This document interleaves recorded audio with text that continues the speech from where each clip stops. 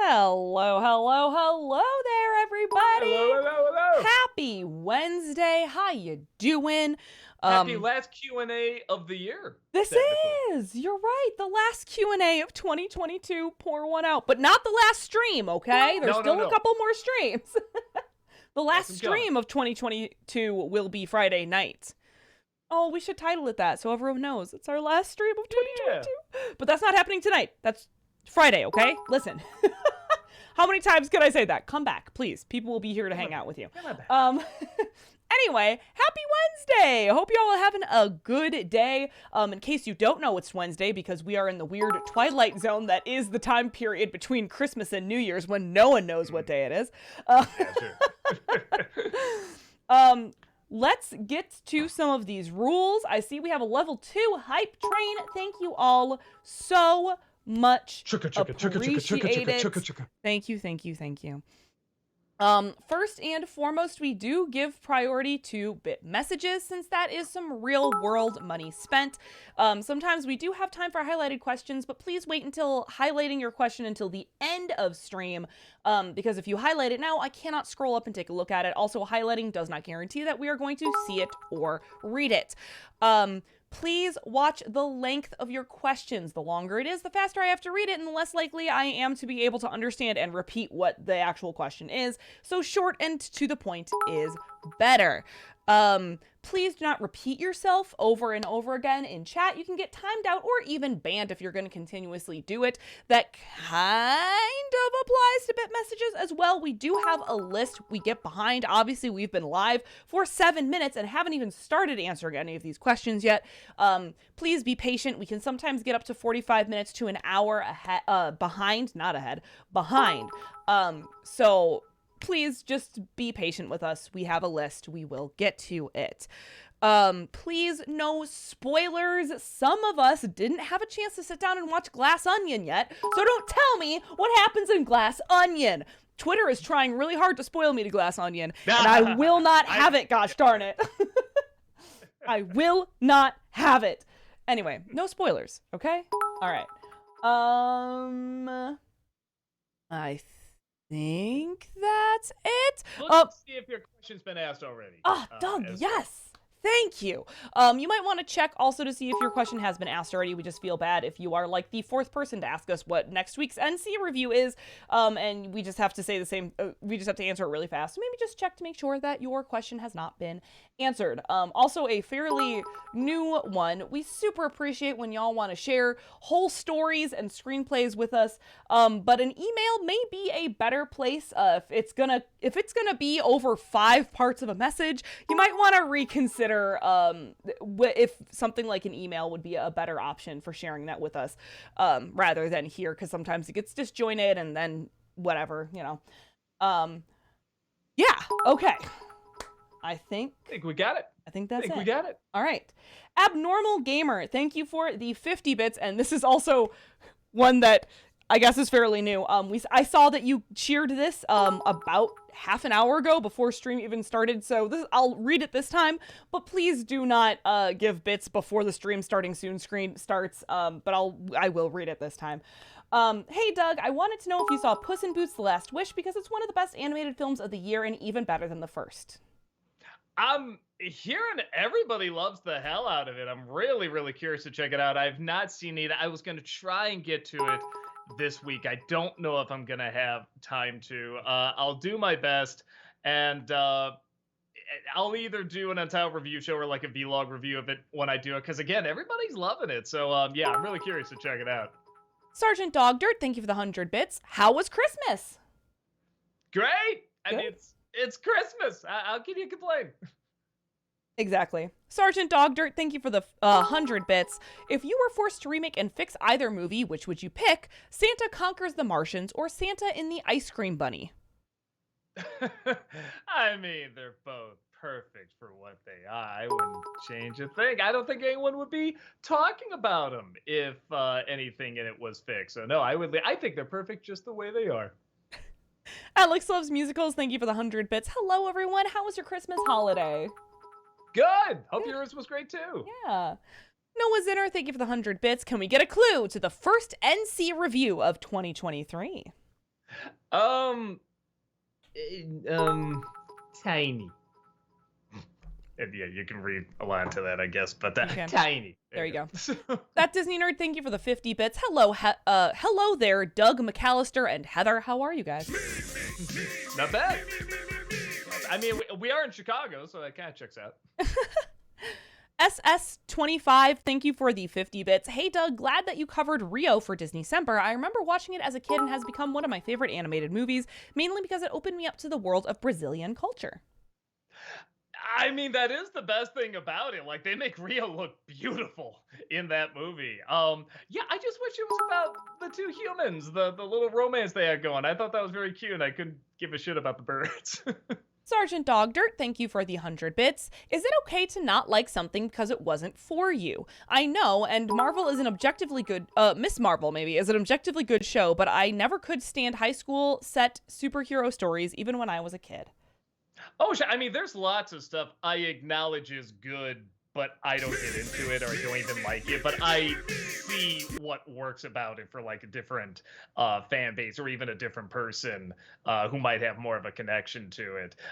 So now I just dropped the review today. I like Miss Marvel. I thought I really felt like I was that kid in high school. I mean, just the way she would get so bored and the way she kind of saw everything. Like, that's kind of how I saw everything. But yeah, I think it is important to definitely tell the difference between something not being for you and something being, even though it's all subjective, objectively good or bad. Yeah, I mean, I still feel like you can tell, man, that would really hit a lot of people. It just doesn't hit me, if that makes sense. Yeah. Honest reviewer, thank you for the 50 bits. Sup, Doug and Heather. Hope you both had a Merry Christmas. Yeah, back at you, man. It'll be a great holiday. Alex loves musicals. Thank you for the 100 bits. What are your thoughts on the Matilda Netflix musical? If you've seen it, I loved it. Such a good stage-to-screen adaptation. We were just talking about that. We haven't seen it yet. So we're talking about how we haven't seen it. I really need to. Yeah, I like to. I mean, as someone that just came around to liking the original movie, yeah, I'd really like to see how they do the musical. FBL, thank you for the 100 bits. How do you decide on the NC costume? I just wanted something that looked like somebody trying to look professional and then stopped halfway through. I think the first couple versions had just a regular t-shirt, like the t-shirt would change under it. But then I think at like the Harry Potter book event, Rob said, it's a big event. You should wear a tie. And just the idea of like a white t-shirt and a red tie, I was just like, oh, that sounds great. I love that. So, yeah. General Kenobi, thank you for the 50 bits. I asked this in a past stream, but missed the answer. Other than Freddy Got Fingered, is there another movie you swore you would never see, then you were forced to watch it for NC? Oh, I think I made like a list of movies of like, stuff I'll never review, and I've reviewed most of them. But I kind of like that. I like, never say never, as they say. Yeah, it's one of those things where it's like, I like it kind of shows you do change and like the style and add to it can change and stuff. And some of the ones I said, no, I'll never talk about that, end up being like some really good reviews. FBL, thank you for the 100 bits. Nostalgiaween 2023 for the Winnie the Pooh horror movie. Maybe. I get the feeling that's gonna be, I feel like it's already becoming dated. You know what I mean? Like, everyone was kind of talking about it, and now like I don't hear anyone like really discuss. Did it even come out yet? I don't know if Blood and Honey came out yet or not. I don't know, actually. Yeah, I know like the Mean one came out, and people were talking about it so much. I think it's kind of like I did the Rob Zombie Monsters, because like, wow, everybody's talking about this. I'm like, all right, well, I saw it. I'm interested in talking about it and everything, and like nobody cared. It was already past by the time I got around to it. So we'll see. Probably not, but that's not like I said, never say never. Not till February is what Chad is saying. When so it hasn't even come out yet. All right, well, we'll wait and see. We'll wait and see. Cap Walkers, thank you for the 100 bits. Saw your review of Miss Marvel, and yeah, I actually did like the show in general. I thought it was harmless. Honestly, I'm just glad that my home state has got some representation in the MCU thanks to the show. Where did Daredevil take place? New York. Was that in Jersey? Oh, was it New York? Oh, Hell's Kitchen. Oh, Yeah, okay. For some reason I got Jersey in my head. Okay, I don't know why. Yes, it's very cool. And it's anytime we've done it too. We've made jokes about Jersey all the time and stuff like that. It is nice to see it shown in a nicer light. Because I mean, most people make jokes about how crime infested it is. Sopranos takes place in Jersey and stuff like that. So it's nice to see a show where it's like, yeah, no, there's everyday people that live here too. There's definitely nice stuff there too. Noah Zinner, thank you for the 100 bits. Doug, since next year will be the 10th anniversary of the premiere of Steven Universe, would you make an NC editorial discussing the show as a whole and its impact? Man, it's a bigger task than I think. I don't know. Maybe even I'm aware, because I always say that's going to be one of those shows where people are just going to talk about it decades from now. They're going to be analyzing like how many layers this show works on. And I don't know how well I can, put it this way. I don't know how much I can add that like everyone else hasn't already added on top of it. I don't think I'm going to bring like anything that new to it. I don't know. It's like doing a review on just Star Wars and being like, here's why Star Wars is so great and so popular. Like, yeah, everybody who's seen it knows, you know what I mean? So yeah, I don't know. Unless I can find like a real different angle to talk about it. I don't know what I would say about that be anything new. That's interesting. That's 10 years, man. That's crazy. Robin the Snob, thank you for the 100 bits. I hope you had a Merry Christmas and that you enjoyed all your fan gifts. Oh yeah. Oh my God. Lots of lots of good stuff that came in, man. Heather, you still got some at the studio too. I do. Oh God, I gotta go. Kevin Lane, thank you for the 50 bits, part 1 of 2. After watching your reaction to Peace on Earth, I have an idea for another way for those two men to meet their end. One calls for a ceasefire and the other one accepts. Kevin Lane, thank you for the 50 bits. This is part 2 of 2. One offers a bottle of bourbon and the other offers a bottle of rum. They drink from each other's bottles, apparently declaring peace, but suddenly they both expire. As it turns out, both bottles were poisoned. I was gonna say they're both poisoned, yeah. I mean, I would say if that's more like the stories about the people, like the soldiers, maybe. I mean, it's nice, dark, and twisted, but it's about the cute little squirrels. I don't think like man is supposed to like talk in it necessarily, but no, it's a fun idea. FBL, thank you for the 100 bits. Ideas for the casting of Fred if they would ever remake Drop Dead Fred. Andy Samberg, Adam Sandler, Donald Glover, Jim Carrey. I love Donald Glover. Yeah, and even like, Adam Sandler might be too old. Now, it's weird. I would dig his performance now of that character, but I think he would be too old for it. Like, why would this kid imagine, unless the imaginary character gets old as well, like, the woman does too. So, maybe, yeah, I don't know. That's always one of those movies where I'm like, that'd be an interesting remake, because it has a good idea. It's just not fleshed out well at all in the slightest. Kevin Lane, thank you for the 50 bits. This is part 1 of 4. I remember a Johnny Bravo cartoon, The Man with the Golden Gut, where Johnny bears an image of Mount Rushmore on his chest. Pops and Mama make a fortune off of his exhibition.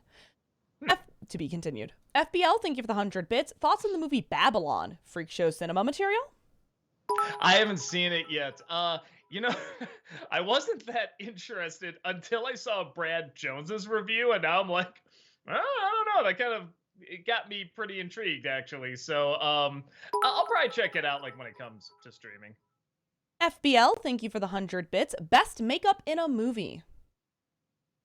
I mean, but that can mean a lot. Does that mean like special effects makeup? Does that mean like just costume makeup? I mean, or old man, old woman makeup, stuff like that. Like I don't know. That's so vague. It's obviously Academy Award-winning Suicide Squad. I know. That was crazy. What was I thinking? I'm joking, everyone. I'm joking. But, okay, even that. I mean, like, because you got Croc that's got, oh, man, all the cool effects. And that is why it won. But then you have something like, the makeup on Harley Quinn. I mean, it's just smear makeup and stuff, but it does look kind of cool. It's kind of neat and stuff like that. And those are two totally different ways of, like, judging something. You know what I mean? So it's like, I don't know how to judge it. I don't know. I guess you'd have to be more specific, like special effects makeup or, like, just create, I don't know, regular makeup, like, I don't know, in general. Right, because, like, if we're talking not anything that's special effects creature Makeup, I have a soft spot actually for some of the makeup in Hunger Games. Like the way they do some of the makeup in the Capitol is like really interesting and cool and unique. Yeah, or like even in like I don't like the movie, but that Tim Burton Alice in Wonderland, like the makeup on a lot of the on the Queen and the Queen's servants and stuff like that, and the lips kind of look like a heart and stuff like like little things like that, and the hair, all that's really cool, But even that's a little tricky. Is that a special effect because they make the head bigger and stuff? So yeah, I don't know. Kevin Lane, thank you for the 50 bits. This is part 2 of 4. Pops claims they have made 170 pounds of money, and I'm thinking, why measure the mass since each dollar bill weighs exactly 1 gram? The only way it would make sense would be if they knew a very rich elderly person who was visually challenged but senile and very trusting. Or if it's British. FBL, thank you for the 100 bits. Favorite Nick Offerman role? Parks and Rec. I love him in Parks and Rec. I have a soft spot for his role in The Founder as well.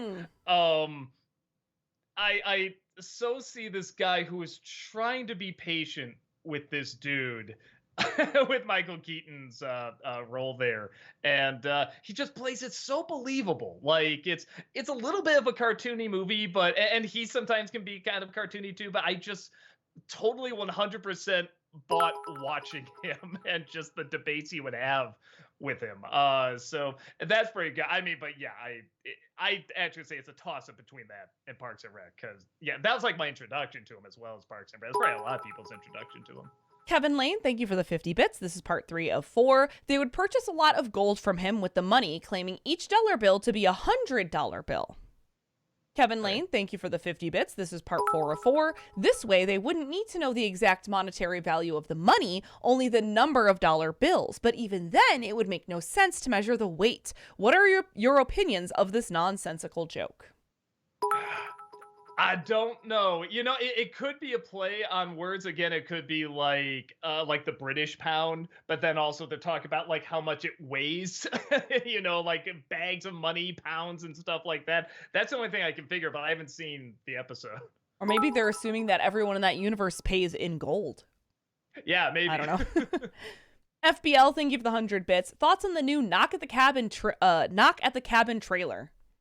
So excited. Oh my God. Is that the dude, one of the husbands, is that the dude from whatchamacallit, Hamilton and Matrix 4 and stuff like that? I haven't seen it yet. It sure looks like him. I hope it is, because that guy's a great actor. It just looks like, and then I always forget his name, Drax, the actor. Oh, Jonathan Groff. Thank you, DCL Coda. Yes. It is. You are correct. It is Jonathan Groff. You are correct. So I'll give Shyamalan this. The actors he picks are so much fun. They're so entertaining, and his movies are always so entertaining. So I don't know. It looks like the same level as Old. Like I'm just ready to laugh at it, but I don't know. I'm having more respect for movies that are technically bad but are so entertaining and so have a vision and a passion to it than ones that are, good or okay and I just completely forget about them. So I don't know. Shyamalan's films are actually some of the ones I look the most forward to. Whenever a new one comes out, I'm like, ooh! That Disney Nerd, thank you for the 50 bits. Continuing our beloved fairy tale, Jim the wise old wizard of the Spaghetti Kingdom uttered the words, "There are only 2 ways to defeat Heather, the evil witch of Sauce Kingdom." The village gasped as King Doug said, "What are our options, oh great and powerful Jim?" That's literally what Doug says every week at the studio.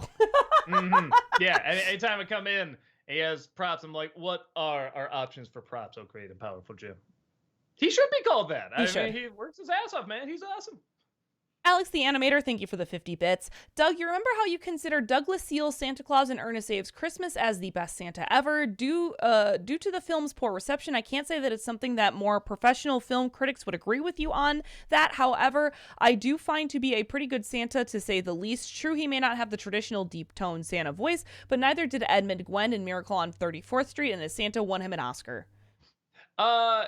Oh, and other critics, people, everything, I don't have to agree with you. If anything, that's why I like bringing more attention to something that's not seen as much because maybe it was kind of crapped on when it came out, and then other people can kind of discover it. It doesn't get the attention maybe it deserves. So I mean, even if you don't see him as quote unquote Santa, I mean, I do, but yes, he's thin, and he doesn't have the deep booming voice and everything. But there was such heart behind everything he said. He just cared so much about like every syllable he said, and I don't know. That's Santa to me. Chimmy Chumpy, thank you for the 100 bits. How much money should I drop if I want you to play a game in a later live stream within a week? I don't think we've ever had a price for that. We just kind of play what we feel, because otherwise, like, to be honest, if we only chased after the money or like what's gonna be popular and bring us the views, I've seen so many live streamers burn themselves out on that. So we just play things that we are really passionate about and actually care about. With that said, I do really want to play that Jedi Fallen Order 2 big time when it comes out. Yeah. So keep an eye out for that when that comes out.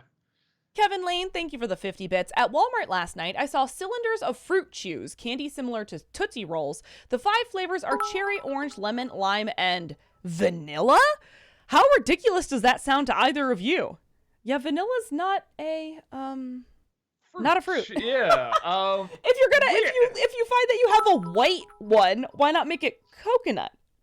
Or even like pineapple or something, unless they already had pineapple. But I've seen some pineapple ones that are a little lighter, like pina colada, something like that. But yeah, that's weird. That's weird. I love vanilla too, but that's weird. Yeah. Kevin Lane, thank you for the 50 bits. They're after me. They want to kill me because of the gasoline catalyst I mentioned last week. You must have... And it fades off with lots of ease. I like the way you like faded that off. Like somehow somebody can type in fading sound. Kevin Lane, thank you for the 50 bits. Everything is okay now. It turns out I was in no danger after all. Also, there's no such thing as a hydrogen / gasoline catalyst. It's ridiculous to think that a car can go 72 miles per gallon, let alone 72,000. Have any of you heard of the Toyota Prius? It gets great gas mileage, and it comes at the low price of $24,000 or $24,625. Yeah, I just put my plans for a water engine here away. Yeah, because I totally came up with that. Noah Zinner, thank you for the 100 bits. Doug, Puss in Boots: The Last Wish is fantastic. Easily one of the best animated films, if not the best of the year. Please make a video on it, whether it's an NC or an untitled review show. Yeah, or if I don't have time for either of those, I'll just do like a vlog review of it too. I'm so intrigued. I guess I can kind of see why somebody would say like it's really great, because it's about living your last life to the fullest, because he's down to the last of his 9 lives and stuff like that. So I can see how that can get kind of deep and meaningful. But yeah, I'm curious to see how they do it, because everyone's just really praising the hell out of it.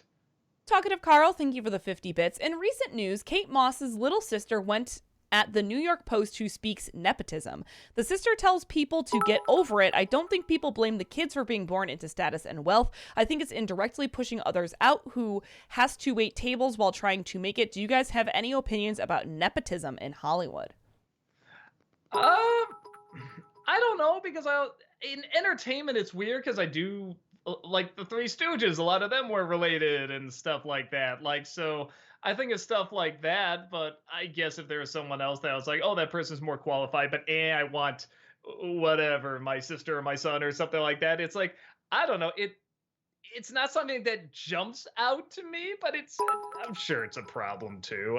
It's not the number one problem that I see like in entertainment or business worlds or anything like that. Right. I mean, if they're talented and they did earn it, like, I don't know. There's, I think, nuance to it that would take us a while to completely discuss and dissect. But, sometimes people earn it, Yeah, it's not something I have an extreme thought about one way or another. Mm-hmm. Half Crooked Grin, thank you for the 100 bits. If you are already taking requests for next Disney-cember, I'll recommend Fillmore, a cartoon from the early 2000s that is essentially an 80s, 90s copy show, but with hall monitors. Wouldn't find it on Disney Plus, but there are full episodes on YouTube. Okay, I already got so many shows that are starting to line up, but I think I've seen that one. Is that the one with like the goth girl in there? Like, I think I've seen like little commercials for it and stuff. So yeah, if I can find it somewhere, maybe I'll check it out. If it's short, if it's a short show. That Disney Nerd, thank you for the 50 bits. The Great Wizard, Jim, said, the first option is war. The other option is a task so dangerous, only one will not return from the kingdom of the saucy Queen Witch. Okay, so fascinated. So invested. LJH, thank you for the 50 bits. I finished Batman, the animated series. I really liked it. Oh, yeah. It's so good, man. Classic. I mean, that really is one of the shows that just changed like TV animation, in my opinion. Kind of for the better. Then maybe something like, I don't know, like Adventure Time or something like that. I'm trying to think of shows where like every show was trying to be like that show. Mm-hmm. You know what I mean? So yeah, those are two that are jumping out to me. I'm like, yeah, everyone tried to replicate that. Shinra HR department, thank you for the 100 bits. If you BFF Oils have any director come back from the dead to direct one more film with modern technology, who would you choose? Like bring a director who's dead back to shoot something with modern technology? Yes. I don't know. It'd have to be like someone like Cecil B. DeMille or something like that, who really did go and shoot like with these massive crowds and these giant sets and everything. I'd be curious to see not only what he would do, but what he would think of the way technology is now, where you can just CG in crowds and stuff. Would he even do it? Something like that. One of the big epic directors, I think, would be pretty interesting. FBL, thank you for the 100 bits. Favorite miniseries? Probably John Adams, the Paul Giamatti HBO one. That's kind of the miniseries that, and I'm not super into history, but it's the first time, it's real. I mean, you're taught it. Yeah, it really happened and stuff like that. But there's always something that hits you that's like, oh shit, like they didn't know what was going to happen. Like these were people who had no idea what was going to happen. And again, that, but it's different to feel it and feel like you're experiencing it. And that was one of the big major ones for me where I was just like, man, it's just crazy to think, like just the American Revolution and everything, and like nobody knowing what was going to happen, how crazy it all was. So and Paul Giamatti is just so good. And Laura Linney, phenomenal. Yeah, all the actors are just so brilliant in it. DCL Coda, thank you for the 50 bits. Have you guys had a chance to check out Matilda the Musical on Netflix? Don't worry, it's a legitimately good musical, and the movie is wonderfully over the top, at least to me. No, I haven't had a chance yet, and I do, because like I said, I've just recently come around to really liking the actual movie itself. So I really want to check it out. Kermit Wazowski, thank you for the 38-month subscription. Welcome back. Appreciate that. 38 heckin' months. I have nothing clever to say. Just hope everyone had a good Christmas. Oh, back at you. I did show Rob your artwork of me and Santa Christ. So thank you so much again for that. FBL, thank you for the 100 bits. Have you seen Brigsby Bear? Brigsby Bear. Brigsby Bear. It's Brigsby.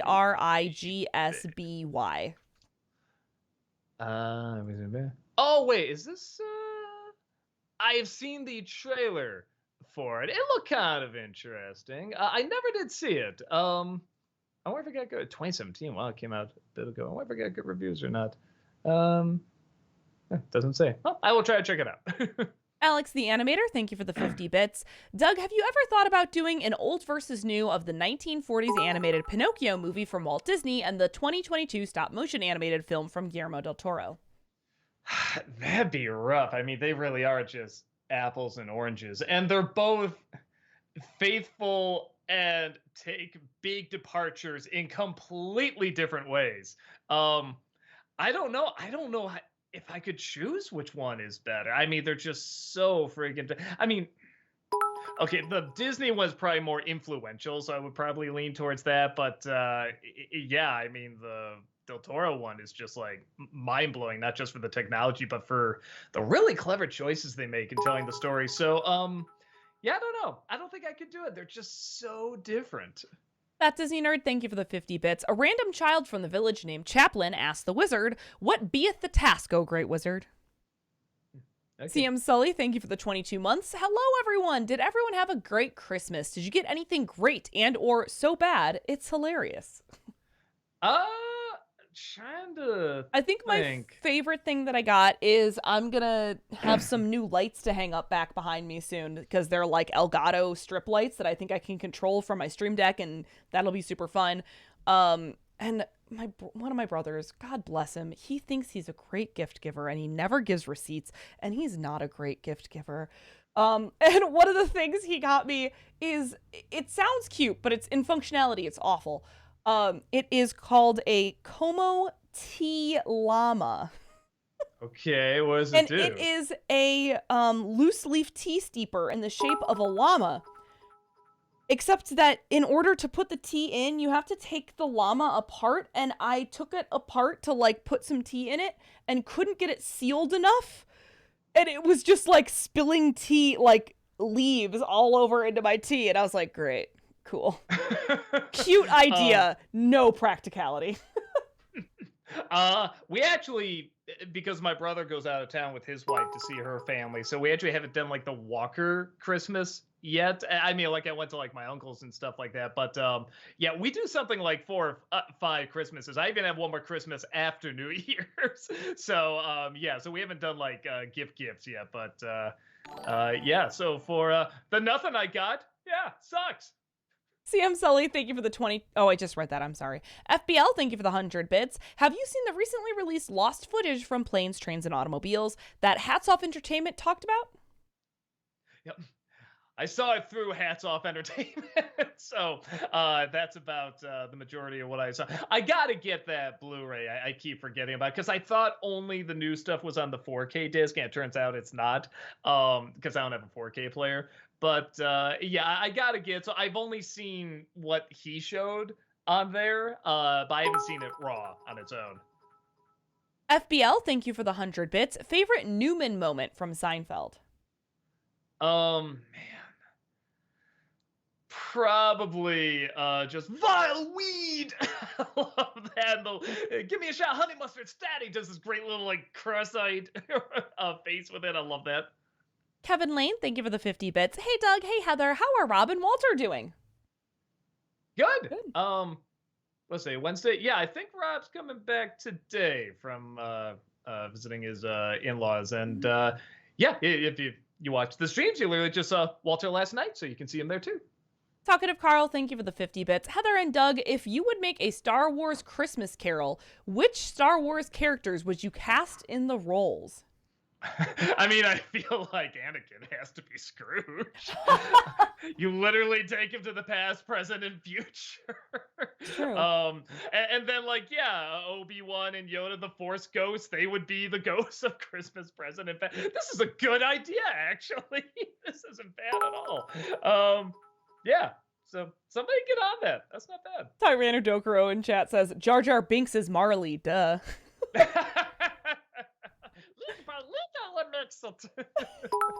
Honest reviewer, thank you for the 50 bits. To repeat something I asked 2 weeks ago. Okay.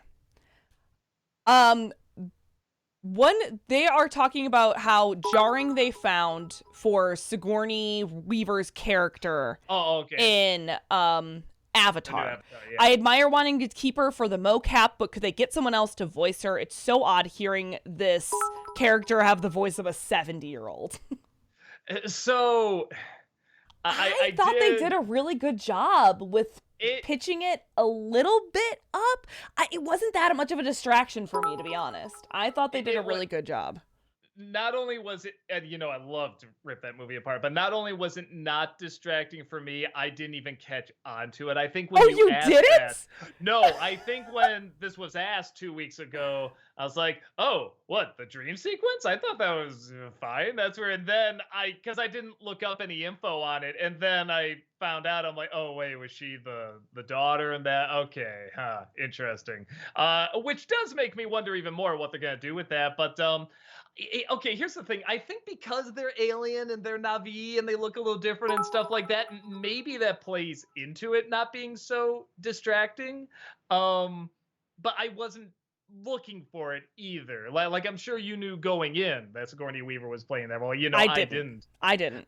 So yeah, and I didn't pick up on it. but I was also distracted by how terrible the story was. So, maybe there's that. But no, it didn't distract me. As much as I like to dig into that movie, I did not find that particularly distracting. It's a weird choice. I don't know why you don't just get a teen to do that role. But again, maybe it plays into where the character comes from. I don't know. Noah Zinner, thank you for the 100 bits. Doug, have you seen the movie Game Night with Jason Bateman and Rachel McAdams? It has some of the funniest and wittiest writing I've seen. It could give Malcolm in the Middle a run for its money. I saw that. Yeah, I thought it was pretty funny. I didn't think it was, like a better way of putting it, a game changer. But I thought it was pretty funny. It's pretty good comedy. Adam Grunther, thank you for the 50 bits. What are your thoughts on the latest episode of Doom Patrol Season 4? That's the Dorothy one, right? I'm making sure I didn't miss one. I'm pretty sure that's the one. I still haven't finished the season before it, so. Oh, okay. Slow and a little corny, but it has a good message, and I'm not in that community, so it's one of those things where it's like maybe it speaks more to people in that community, but I just thought there's kind of a cool setup that was just, like I said, really slow and really corny, but again, maybe it speaks to other people in a stronger way. But yeah, that's my one major complaint about this season. I can't say it's bad, but it is a little slow and a little boring. It does pick up a couple times, but yeah, I'm hoping something does pick up more. M. Tappet, thank you for the 50 bits. I hope Doug, Heather, and everyone else in chat had a great Christmas day. The best way I could describe my own Christmas day was what everyone had in 2020. I had it in 2022 because my father had COVID. Did you get anything good for Christmas? Dang, I'm sorry to hear about the COVID. That sucks. No, that sucks, man. But Rob got it, so he's sharing the gift that keeps on giving, because I also rebounded a little bit. But he's fine now. He's totally okay. Like he was negative by the time he left to go see in-laws. So yeah, no, didn't get any sicknesses or anything weird like that. Adam Grunther, thank you for the 50 bits. What are your thoughts on the husband and wife characters Moxie and Millie in Hell of a Boss? I like them. At first, I didn't see much of a difference between them, but then as the show kept going, they got these really good identities, and I do really like their chemistry. So yeah, no, they're good characters. I mean, offhand, I can't think of any bad characters in the show. They're all pretty entertaining. General Kenobi, thank you for the 50 bits. Question for both of you: your favorite review/moment of 2022? Gosh, I don't even remember back in the beginning of 2022. But more recently, yeah. I had a lot of fun. It was very short, but I mean, in general, I don't have a ton of long stuff for the NC. I really enjoyed playing the witch from The Witches for that little opening segment. That was super fun. I thought even that whole little segment was really well done, Doug. So good on you. Yeah, I gotta I'm the same way. I gotta look over all the reviews we did and stuff. I mean, the commercials were pretty fun. That's always awesome. And having Philo in for Secret Nim was pretty awesome too. Yeah, man, there really were a lot of movies. I'm like, oh yeah, this was Batman. Oh, and then the sheer coincidence that I reviewed Hancock right after. Oh, the slap. The slap happened, and that just made it so much funnier because I just kept putting in moments where I could have put a joke. You hear a slapping sound effect every time. I was just like, oh my god, this is actually funnier than I think a lot of people said in the comments. Like, yeah, this is actually funnier than if you did put in jokes. Just saying where I could have put it in. Adam Grunther, thank you for the 50 bits. Have you seen Puss in Boots: The Last Wish? And if so, what are your thoughts? Not yet. I'll get around to it. A lot of people are asking me about it. I was going to try and see it this week. It was either that or The Whale I was going to try and see because I'm interested in both of those. But yeah, it'll probably be next week. And yeah, it'll probably be Puss in Boots because everybody's asking about it. Talkative Carl, thank you for the 50 bits. Millie Bobby Brown in an interview said she would like to have one of the episodes of the final season of Stranger Things be a musical. Some people are groaning to that idea because every hit show always wants to these cliche musical episodes, thinking it's going to be high art. It's played out. I mean, honestly, there's a lot of musical talent in Stranger Things. A handful of those kids got their start on Broadway. So I can kind of see it. there's so many musical moments from that show. I mean, not just the big song that exploded recently, but even before then, they were so good at utilizing songs in there. So you'd have to be very careful about it. I'm not saying it isn't possible, but it would definitely be a gamble. It's not something where it's like, yeah, obviously do it. It's going to work. It's like, no, it would be a gamble and you would have something to lose from it. I think it'd be awesome if it doesn't work. But that doesn't mean don't do it. Again, a gamble can pay off. And that is one of the reasons where even if a musical episode doesn't work, I do always appreciate when someone tries it because it's always a gamble. It's never like, oh, let's just experiment. Let's try something. No, it's a gamble. People are either gonna love it or hate it. And I appreciate the balls on somebody to do that, even if it doesn't work. Daria tried one, and it was awful. It was like the only episode I didn't like of Daria, but at the same time, I'm like, all right, I give you credit for trying that. FBL, thank you for the 100 bits. What was the first NC of 2022? I was just looking at it. I was literally just looking at the list here. Let's see, there's that month. Old, the Shyamalan movie. Oh.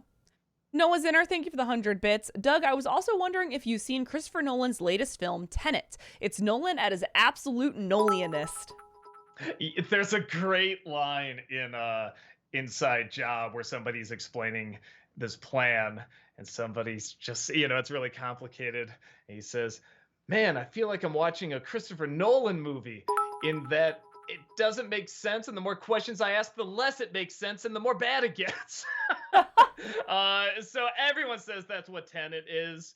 It's a shame because I felt like with Dunkirk, he could have had he went so the opposite with what he usually does. He still plays with time, but it wasn't super over-explainy or dialogue heavy or playing with ideas. It was just, hey, we just got to get these people out of here. You went back to basics again.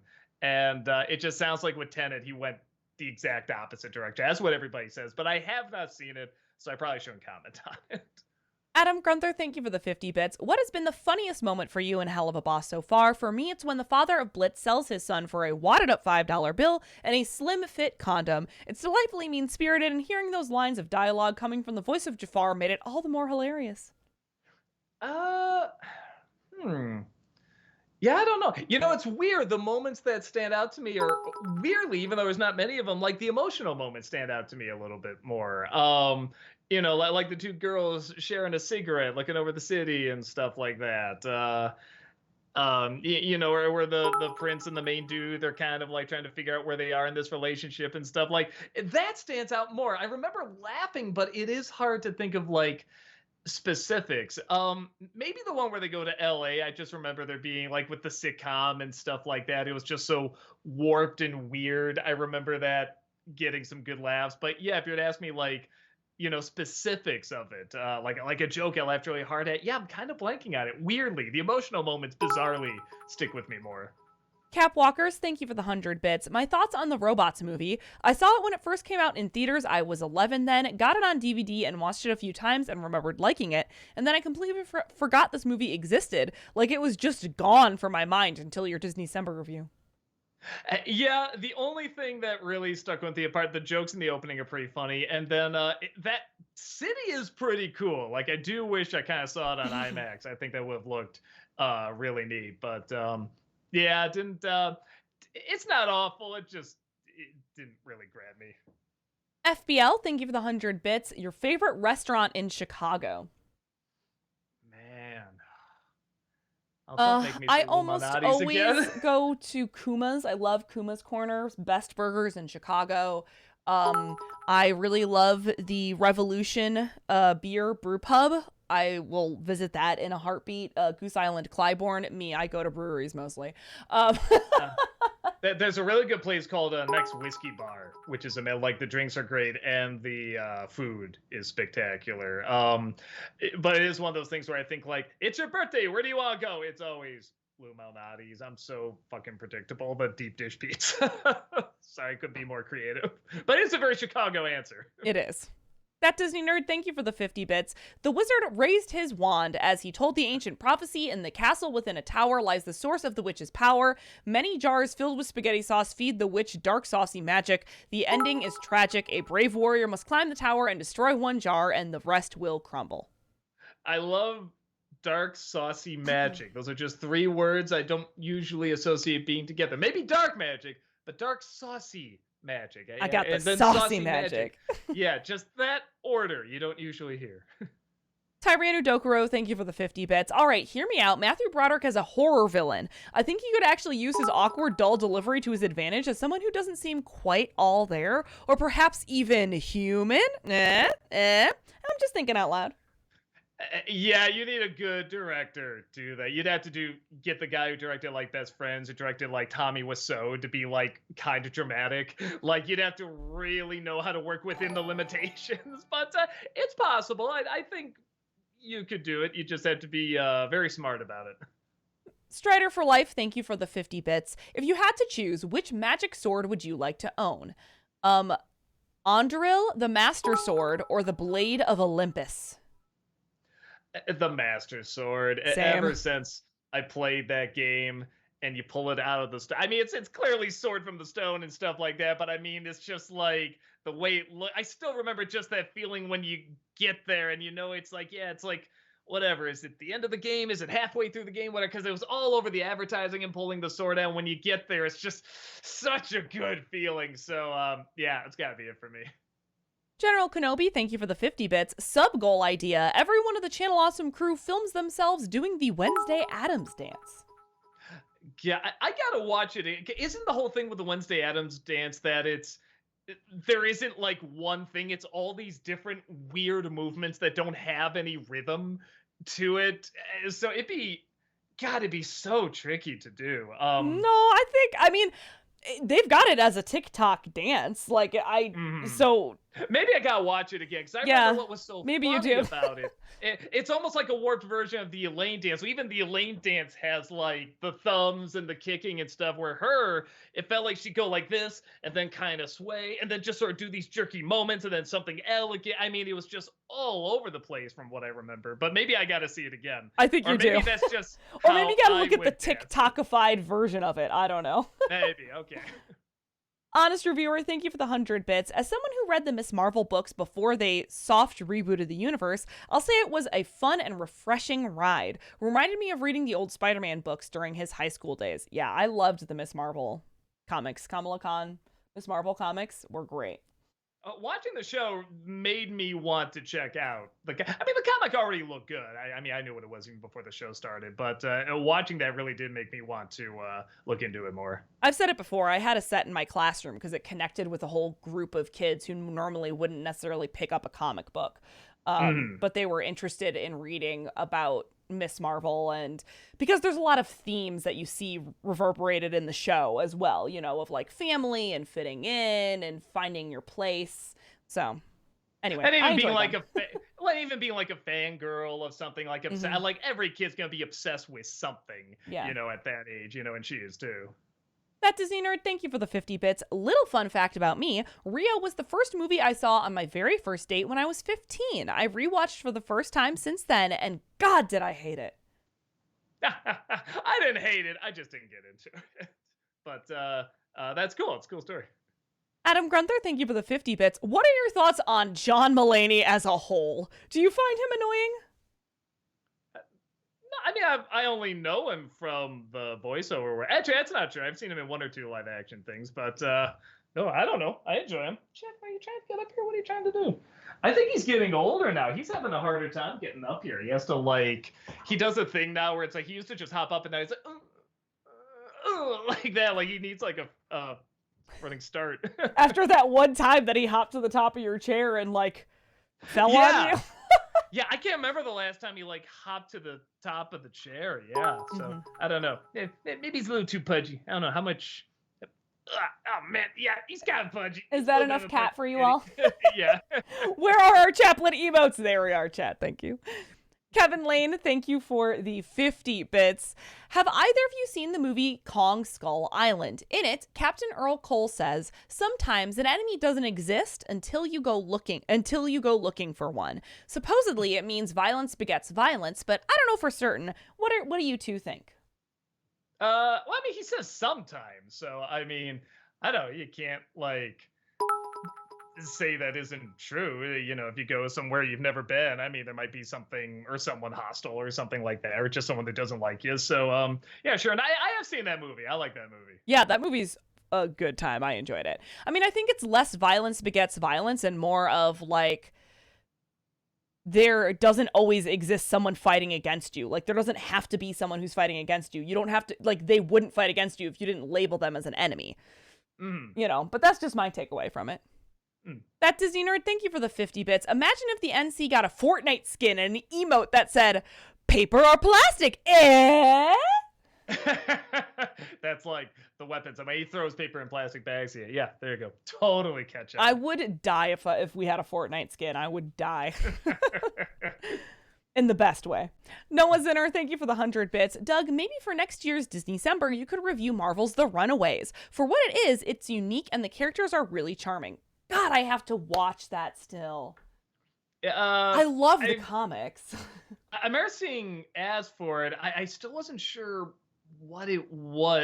Maybe I'm confusing it for the Inhumans too. They had a couple shows on Hulu that like you felt like was trying to be the Netflix Marvel shows, and like they never quite caught on. So I never knew if they were good or not. So I don't know. I'll try to look into it. I've been like avoiding it because I love the comics so much that I don't know how I'm gonna react to the television show. But I do have to watch it. Noff Noff, thank you for that 40-month subscription. Welcome back. Appreciate that. What's up? Questions, Doug and Heather. Have either of you watched Epitaph Erased? Spell it. They have it spelled Epithet, Erased.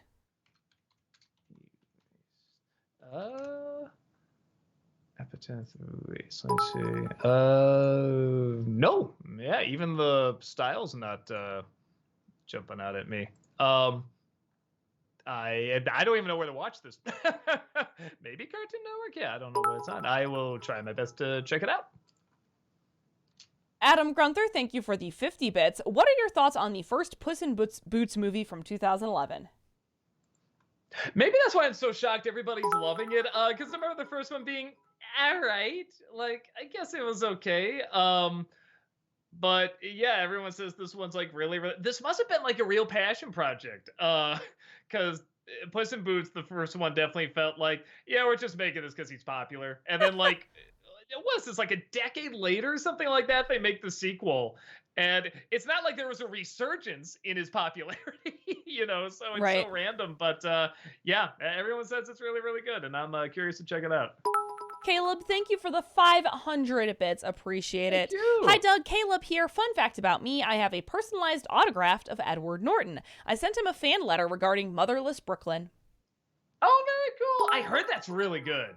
I never did see that one, but it's supposed to be really, really good. And from the box office, it sounds like you're probably the only one who saw it, so I can see why I sent you that. No, everyone says it's really good. I should check it out at some point. Talkative Carl, thank you for the 50 bits. I hope you enjoyed the Cumberbatch Grinch ads yesterday. Doug, that's why I enjoy it slightly more than Jim Carrey's Grinch, because they went the extra mile when they didn't have to. This movie and Deadpool have my respect because of the effort. Yeah, I thought those were very funny. Much funnier than the movie. I thought that was some very clever advertising. Darth, thank you for the 105 bits. Would you consider reviewing Meet Dave?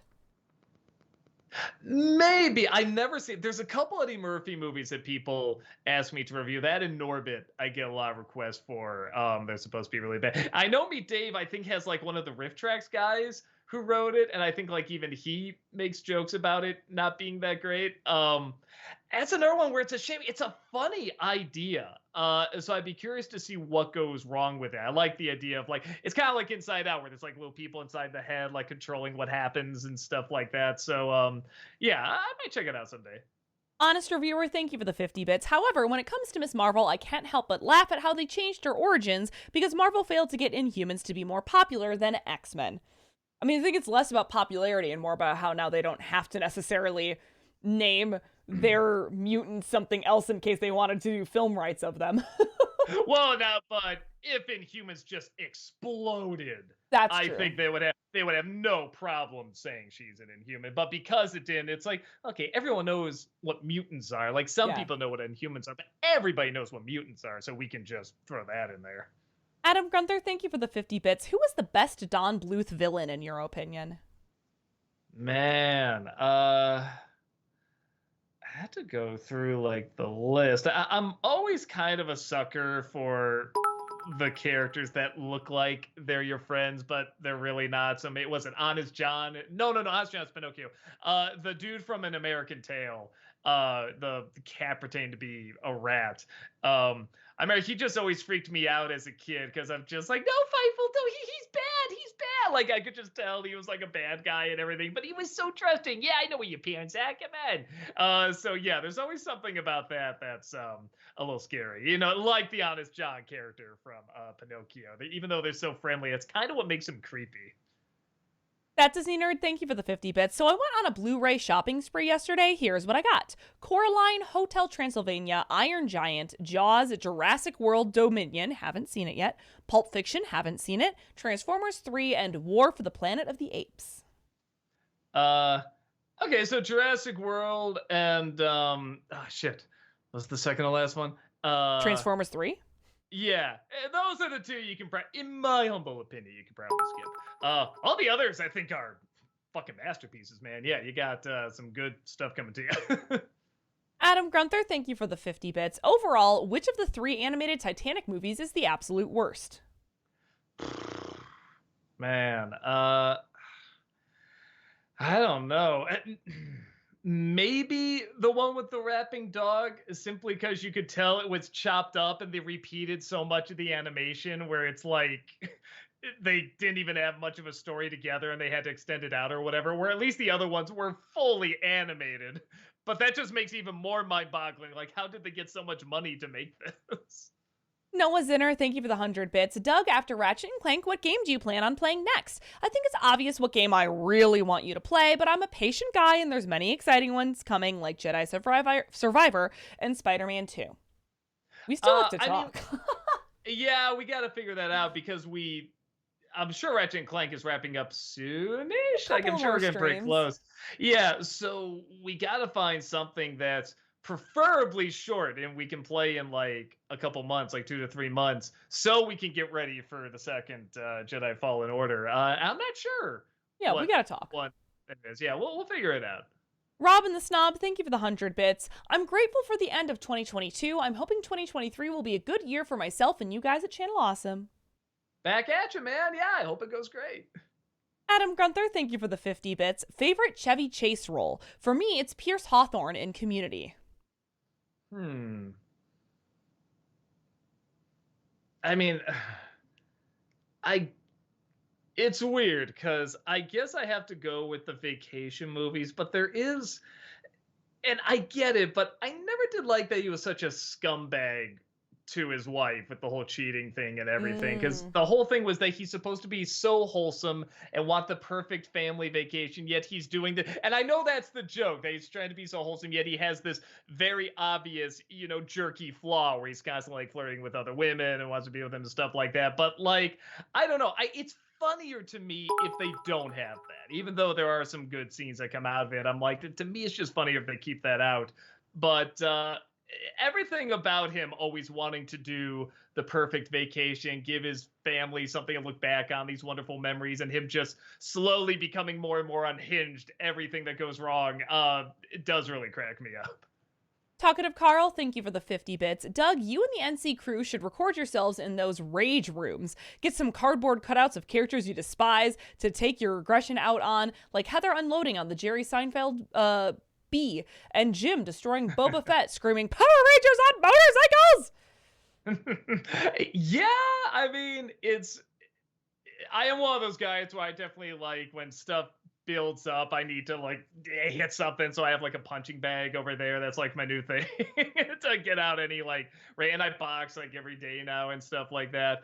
But I always thought like when I was younger, because I did have all this like, especially when you're younger, you have like pent up rage and stuff. It's like, man, why isn't there a place you can just go and like beat up some like random stuff that nobody wants anymore, random garbage and stuff like that. And I'm in a weird way, I'm glad to hear those things are around because now I'm calming down. I have an outlet and stuff, but it's like, man, I feel like there's so many people that have like all this pent up stuff going on, especially like with stuff going on in the world and coming off a pandemic and everything. Like I hope that's something that becomes like a healthy thing for people to do. You know what I mean? Like just get that anger out. Cause yeah, it's I always remember thinking when I was younger, man, if there's like a rage room or something like that existed, I would go to it to get out any pent up stuff. KP Kruk, thank you for the 50 bits. I recently came across an animated film I haven't seen in years called Christmas Every Day. It was made in 1986 and is basically about a girl who wishes for every day to be Christmas, and after some time, the whole town turns against her. It's funny. Yeah, you have Groundhog's Day, but it sounds like A, this was before that, and B, this idea's been done so many times with Christmas. It's interesting if that's where it first started, was from that movie. I never heard of it, but at the same time, it's like, yeah, I literally just I clicked on another movie called Christmas Every Day. There's just and it's a live action one. 12 days for Christmas. It's the same thing where they keep repeating over and over. Like, that's so funny that maybe that's where it first started, just like a little kid special. I never did see it, but yeah, I wonder if that's where it started. Serrated Milliner, thank you for the 50 bits. Hope you both had a Merry Christmas, and if I may recommend a Christmas special to check out, A Very Berry Christmas, short stop-motion film about Santa accidentally switching places with an outback Australian safari tour guide. Very bear, as in a bear? They have it spelled Barry. Oh wow, I'm getting some interesting results for this. One is like a romance novel with this dude that looks like Thor shirtless on the cover. Okay, so there's this book series that will get you some interesting results. And how are you supposed to spell it then? Barry, A Very Berry Christmas. Berry, okay. It's like a short stop motion film. Okay, oh, this looks cute. Okay, yeah, I have never seen this. I'll try to check it out. Tyrannodokuro, thank you for the 50 bits. I have a partner who loves so bad they're good movies, so I may as well ask this to both of you. Your favorite so bad it's good movie? Man, favorite? I don't really have so bad they're good movies so much as I have so bad they're good shows. I love Riverdale. I will fight for Riverdale until the end of my life. Man, I'm trying to think. The Room I could watch a million times. A lot of Shyamalan ones I could watch over and over. Yeah, it's like I feel like it's a toss-up between like The Room and just the worst / best of Shyamalan stuff. I guess I'll go with that. Adam Grunther, thank you for the 50 bits. What is your favorite joke from Monty Python and the Holy Grail? For me, it's the entire bridge sequence. Michael Palin's character dying because he couldn't choose his favorite color still has me in stitches. That's pretty good. Let me see. I do like the little argument of, he wouldn't bother to carve. He would have just said it. I like that. I'm trying to think of what made me laugh like the hardest in it. And maybe it is the rabbit, because that just so caught me off guard. The way that thing just lunges for the night. I also do like the witch scene too. Just what do they have against this woman that they just want to burn her? And the "I got better" line is pretty great. Yeah, I guess a toss up between the rabbit and the witch scene. Adam Grunther, thank you for the 50 bits. What's a movie that just feels like no effort went into it? For me, it's Halloween Ends. It literally just feels like no one wanted to make it, especially the writers.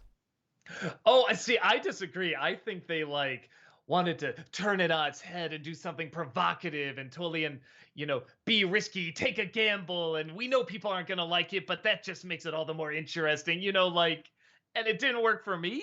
But I think there was effort put into it. I just think it was misguided effort. Man, I'm trying to think of something that just, and I can't say no effort went into them, because I'm sure effort did. It's just what comes across in the movie. Yeah, I don't know. I'm trying to think of something where it's just like, wow, that left, because they leave no impact on me. That's the Right. thing.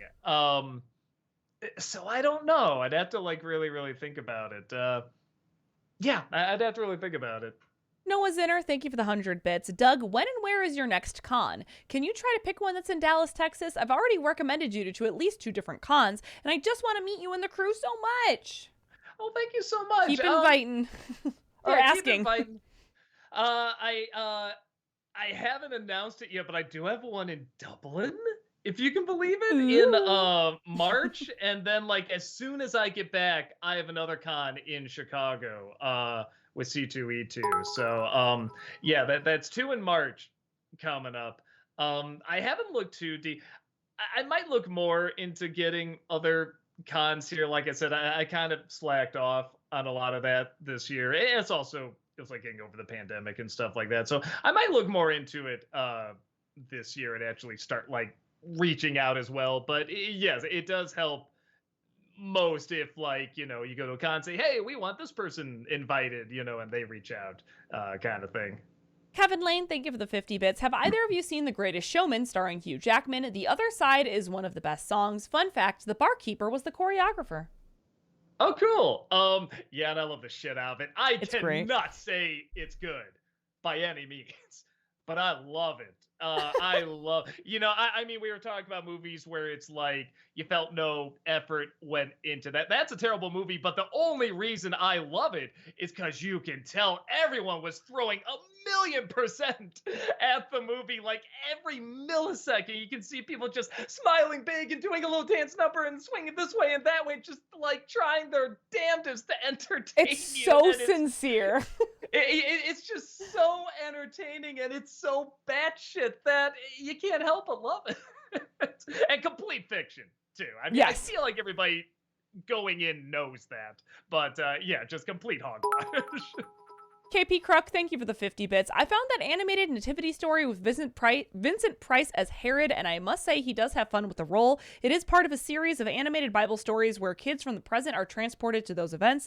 In the same series, there's an episode on the story of Adam and Eve in which Tim Curry voices the serpent that tempts them. I do remember that. Yeah, they would get celebrities in there. I think because it was Turner. I think it was Ted Turner that put it together. And he was always good at getting like celebrity friends in there and stuff like that. And they usually did a good job. I don't know. I want to look those up again because I do remember liking them. The one thing I know doesn't hold up that great, and it's the times, you know, is that Rob Paulson had to play the little kid. I forget what was it? Was he a nomad or something like that? I can't remember, but he had to put on an accent, you know, this kind of accent, and it doesn't age that great. But yeah, but I remember it being pretty, well, and then on top of that, like again, the way everything was done, everybody's white in it as well. There's actually probably a couple things the more I think about that do not age that well in it, but you know, you were talking about the sincerity that comes from something. It's like that's what I felt from this. There was a sincerity and did not feel like it was talking down to kids too much. It was always like, I was a kid that always hated, like, let's watch another Bible adventure or whatever. But these were the ones where I'm like, I legit want to know what's going to happen, you know, in this. So it really kept my attention. That Disney Nerd, thank you for the 50 bits. Are you guys excited for Disney Speedstorm, the Disney Mario Kart ripoff? I didn't even know. Nah. Disney Speedstorm. Oh, wait, maybe I've heard of this? A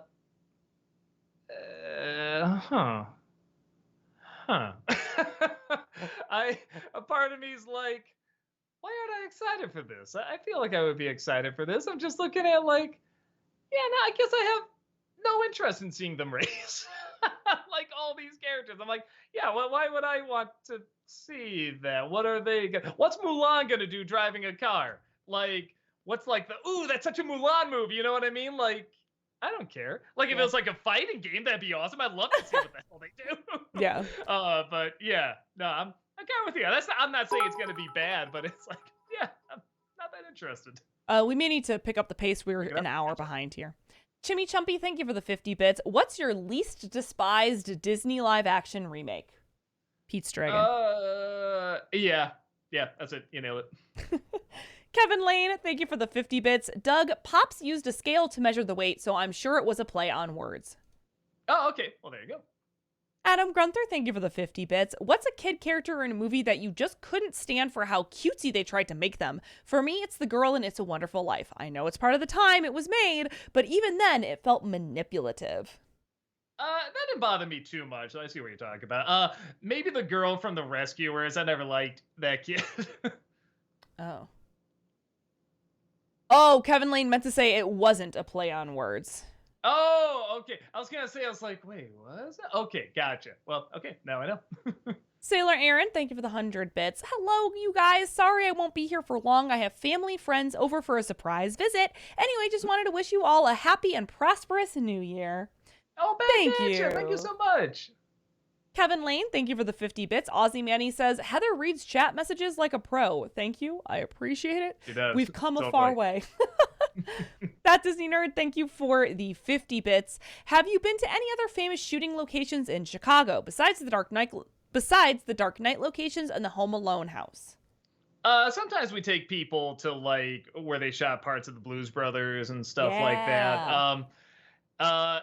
I remember when James Rolfe came up, he really wanted to see the Family Matters house, and then Andre did too. Andre Meadows wanted to see it too. I'm like, what is wrong with you people?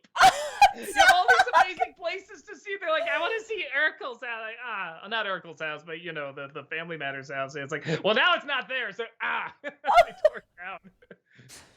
Mustard Man, thank you for the 100 bits. Have you guys heard about this lawsuit about the movie Yesterday? Apparently, a couple of people rented the film because Ana de Armas was in the trailer for a few seconds, but ended up being cut from the film. Now they're suing for $5 million. Misleading trailers are frustrating, but I hate this because everyone knows trailers are works in progress, and this can lead to a very bad precedent for movie editing. Thoughts? Weird. I mean, who was like Amanda Asante, right? Is that who you said? Ana de Armas? Ana de Armas? Oh, maybe not. Oh, okay. I'm not sure I know who that is. Yeah, I don't know. I feel like it's a common thing, false advertising in movies, but yeah, I don't know. Yeah, $5 million. I mean, honestly, though. That's weird. Yeah, some lawsuits are silly, although some are not. I will not fight to death, but if you do look it up, that McDonald's hot coffee lawsuit is pretty legit. That person was debilitated for a very long time. Yeah, no, it's definitely more severe than people think. It's like, oh, just spilled some coffee. No, like, when you see the pictures, it's like, shit. Adam Grunther, thank you for the 50 bits. Who was your least favorite Shrek character? Maybe whatchamacallit, Prince Charming in the third one. Okay. Was not very fun. KP Kruk, thank you for the 50 bits. Would you consider an old versus new of Boy Meets World and its sequel, Girl Meets World? I do find some moments of the latter on par with the original, and it's interesting to see how some of the original actors from the first show evolve in the new. I only saw Boy Meets World when it was just a cute little TGIF comedy. When it suddenly became the voice of a generation, I was not watching it by that point because apparently everybody connected with it. It's the same thing with like Hey Arnold apparently did the same thing. I think I saw like 2 episodes. I'm like, cute, whatever. And then like it connected with everyone who grew up with it. So I would not be the person to talk about either one, honestly. Adam Grunther, thank you for the 50 bits. Have you considered doing Wolverine and the X-Men for Disneycember? It's only 1 season, but it's honestly amazing. Steve Blum is the definitive voice of Wolverine, in my opinion. Yeah, I'll do it because it is 1 season, and I am curious after doing X-Men Evolution. So yeah, I will.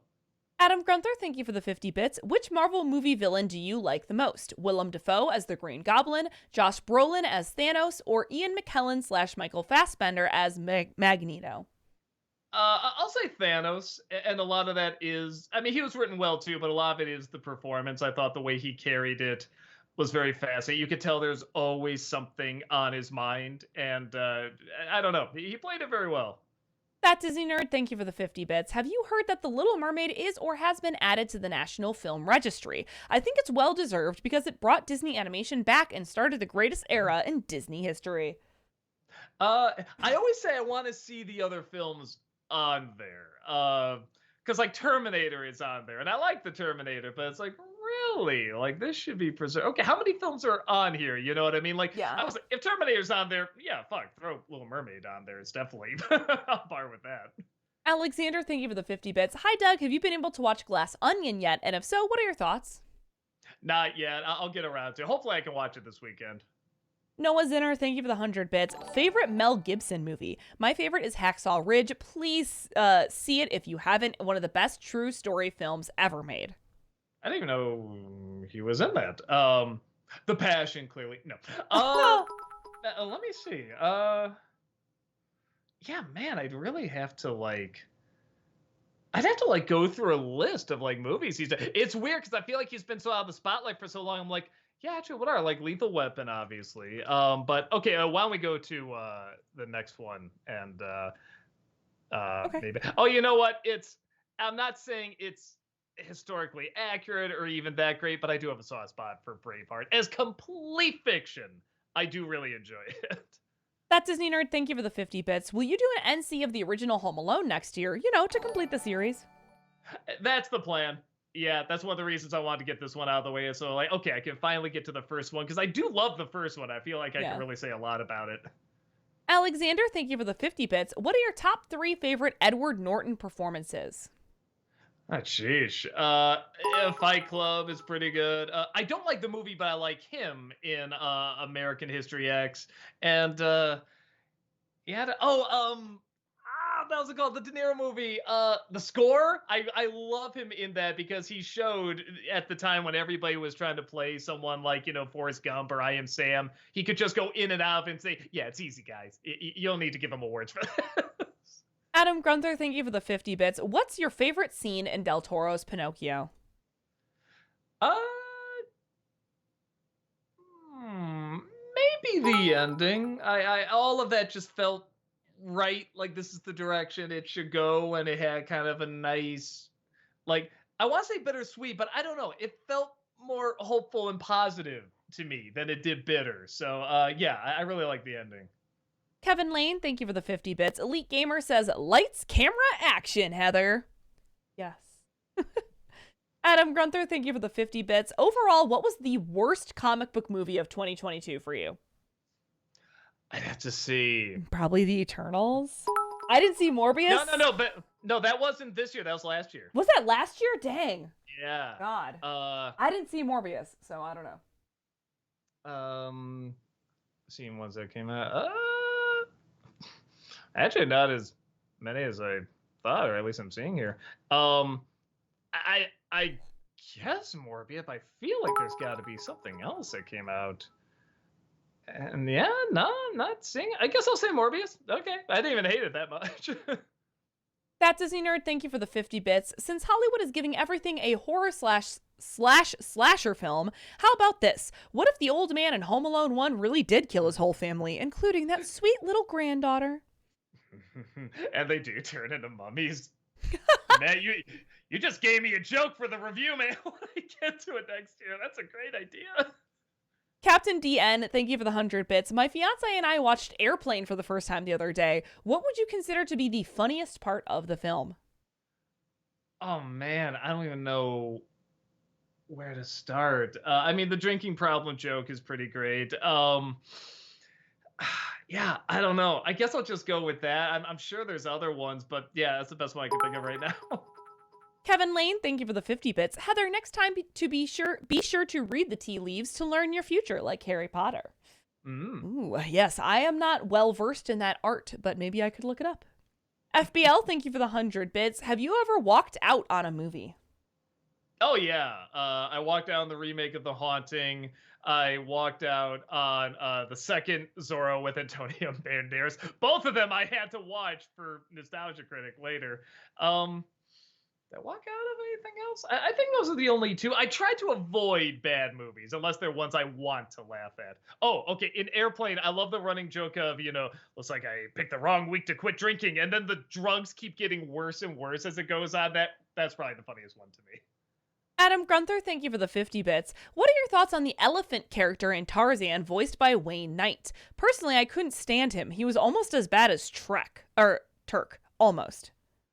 I thought it was a waste of a good voice actor. We saw how great he did in well, not just that Buzz Lightyear show, but in Toy Story 2. He was so great. I thought, yeah, they just wasted a really funny guy on that. Kevin Lane, thank you for the 50 bits. We have 3 days of December remaining, so I'm curious as to when the next episode of Fanscription will be. If there's been a snag that caused a delay, I'll understand. Oh, yeah, they said January, for sure. Yeah. Yeah, it's not coming out in 2022. Chris Kringle, thank you for the 50 bits. The Christmas movie ranking you guys did was lots of fun. Hope to see more tier list streams in the future. Maybe one for the Disney direct-to-video sequels? Yeah, I don't know. I've seen them all, but I don't know if everyone else has. So, Right. yeah, that'll be interesting. I'd have to make sure people knew about that one ahead of time. I knew we could slap together the Christmas one because a lot of us had seen those movies before. Yeah, it's definitely, they're popular things, so I will keep doing them as some of our sub goals. Although we almost didn't meet this one. We almost didn't do it, y'all, but we had a Christmas miracle. Yeah, so thank you so much, but keep an eye out. Alan, thank you for the 100 bits. Hey, Doug and Heather, are y'all more worried or optimistic about James Gunn and DC? I want to give him the benefit of the doubt because what was being done wasn't really working, but at the same time, the choices seem a little wonky. It really has me torn. I just want DC to be good so bad. I'll be optimistic. I don't know what he's like as a producer, so it'll be interesting to see. The big mistake to me is not having the variety. I think the idea of doing one universe is not wise. Because that's what I liked about DC, is that it was doing people going in different directions and different Batmans and stuff like that. So that I'm not a fan of. But, give him a chance. That Disney Nerd, thank you for the 50 bits. My heart is breaking that Disney December is almost over, but it was another great month of daily reviews. Thank you for all the hard work again, Doug. God bless. Oh, thank you for watching them, man. Yeah, I couldn't do them without people watching them. Kevin Lane, thank you for the 50 bits. Ozzy Manny says, Moxie and Millie are great. It's fun hearing Zim again. Oh, yeah, on Hell of a Boss, right? Hell of a Boss, yeah, thank you. Yeah, no, definitely. They're a lot of fun. That Disney Nerd, thank you for the 50 bits. Can we get a hint for tomorrow's Disney December review? It is, actually, you saw it here. You saw us stream it here. So, yeah, there's your hint. Pat and Soa, thank you for the 100 bits. Hope y'all had a great Christmas. How was my man, Rob? Good. He's coming back today. So, from seeing the in-laws. So, yeah, no, he's doing good. He's feeling a lot better, too. Honest Reviewer, thank you for the 50 bits. Here's a fun fact about Avatar 2, or not for Doug. The script for Avatar 2 was so massive they had to split it into 2 movies. In other words, Avatar 3 is technically Avatar 2 Part 2. Yeah, how do they have that many? Was it like 6 or 7 writers to tell the exact same story again? How the hell does that work?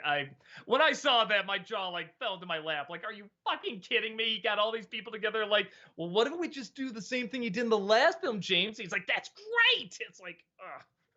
Adam Gunther, thank you for the 50 bits. If you could keep one Doom Patrol character to be a mainstay in James Gunn's DCEU, who would it be? Diane Guerrero as Jane, Brendan Fraser as Cliff, or Alan Tudyk as Mr. Nobody? Okay, so for ones that make me laugh more, I'd say Cliff, but for ones that's man, possibilities for that character, I'd say Jane. You literally have all those personalities in there. So yeah, I guess it's kind of a toss-up between those two. Strider for Life, thank you for the 50 bits. Have any of you seen this anime called Cells at Work? It's basically Osmosis Jones, but with anime characters. I didn't, but Lucas watched that all without me. So. It sounds like, for an anime, that sounds like a cool idea. Okay, this kind of looks like fun. All right, this looks really cute. All right. Oh my gosh, somebody gets creepy. Oh, I gotta check this out. Okay, I gotta find this. Alexander, thank you for the 50 bits. Which NC review from this year are you most proud of? Again, I'd have to look at. I'd have to look at them. The Batman, I remember being pretty fun. Let's see. I go into Nostalgia Greg list here. I do always like when I do something like the Garfield one where I try to do something a little sentimental. The commercials were pretty great. Yeah, and everybody really, really seemed to like them. So I'll say that, the commercial special. Hewlett fan, thank you for the 95 bits. Happy late Christmas, Doug. Now you're finally finished Blue Sky. How do you feel about the studio now? Also, how do you feel about Disney's future? Do you think they'll get their creativity back? Oh, sure. They go through peaks and valleys all the time. I mean, enough to a point where it's I don't even worry anymore. They'll figure it out. But in terms of Blue Sky, not that great, but not as bad as I thought they would be. I mean, granted, I've only seen 5 of their movies, but yeah, they weren't quite as terrible as I was expecting them. WWE and Anime Rules, thank you for the 50 bits. Saw one site say there's talk of Home Alone 7 called Home Alone Homecoming. Kevin goes on a trip but forgets his daughter, and a parody called Stoned Alone. Don't know if either is true because one is on a fan site and the other is Wikipedia. How true they are, but...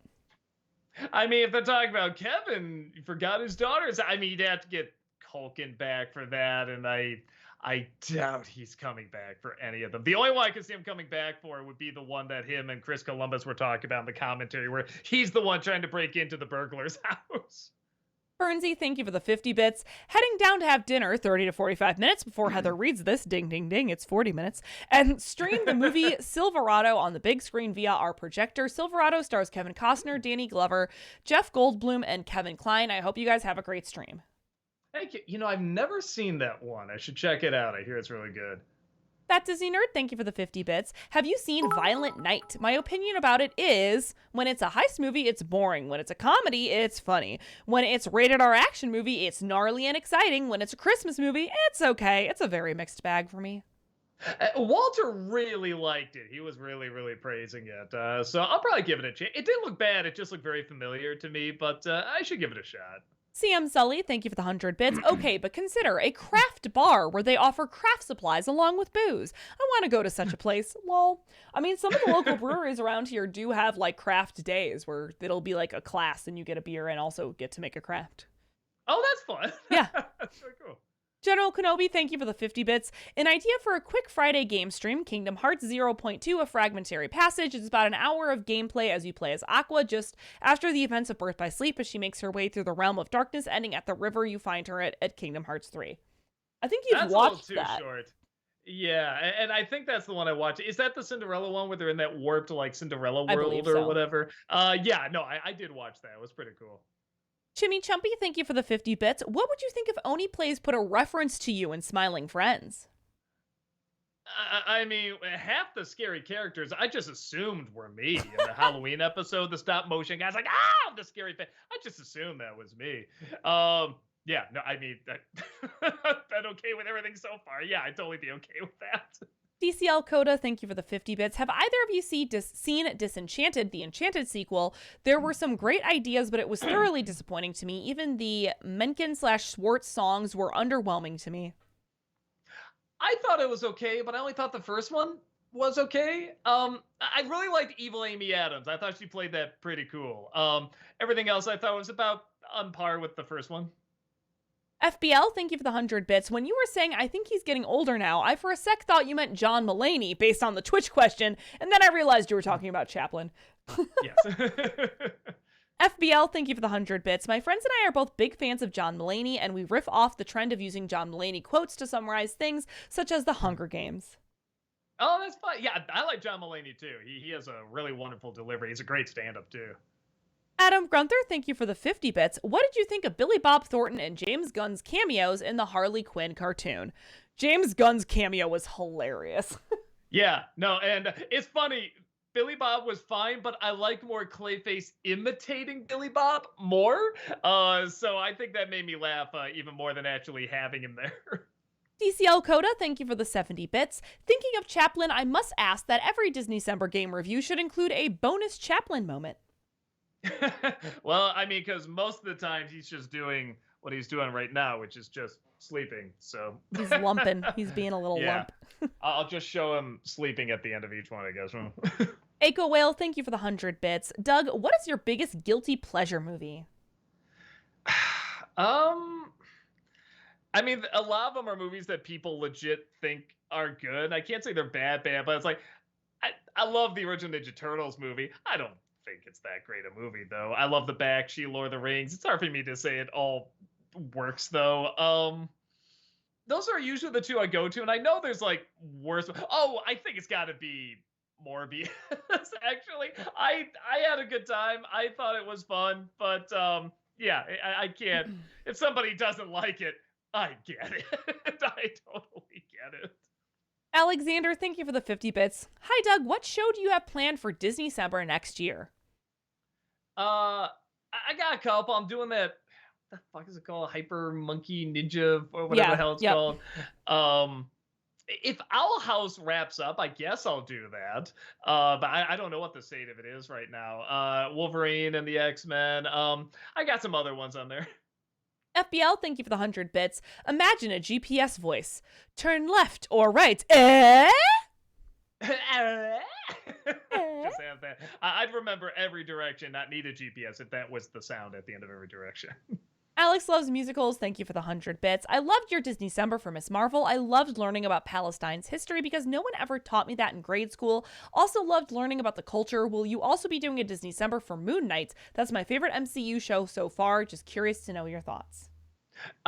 Maybe. I tried doing ones that only had one season, or I thought like, man, I could talk about this like in an interesting way that nobody's done. Like She-Hulk, I thought like, okay, I can give a different point of view than what other people are saying. And Miss Marvel, I just assumed was a one-season show.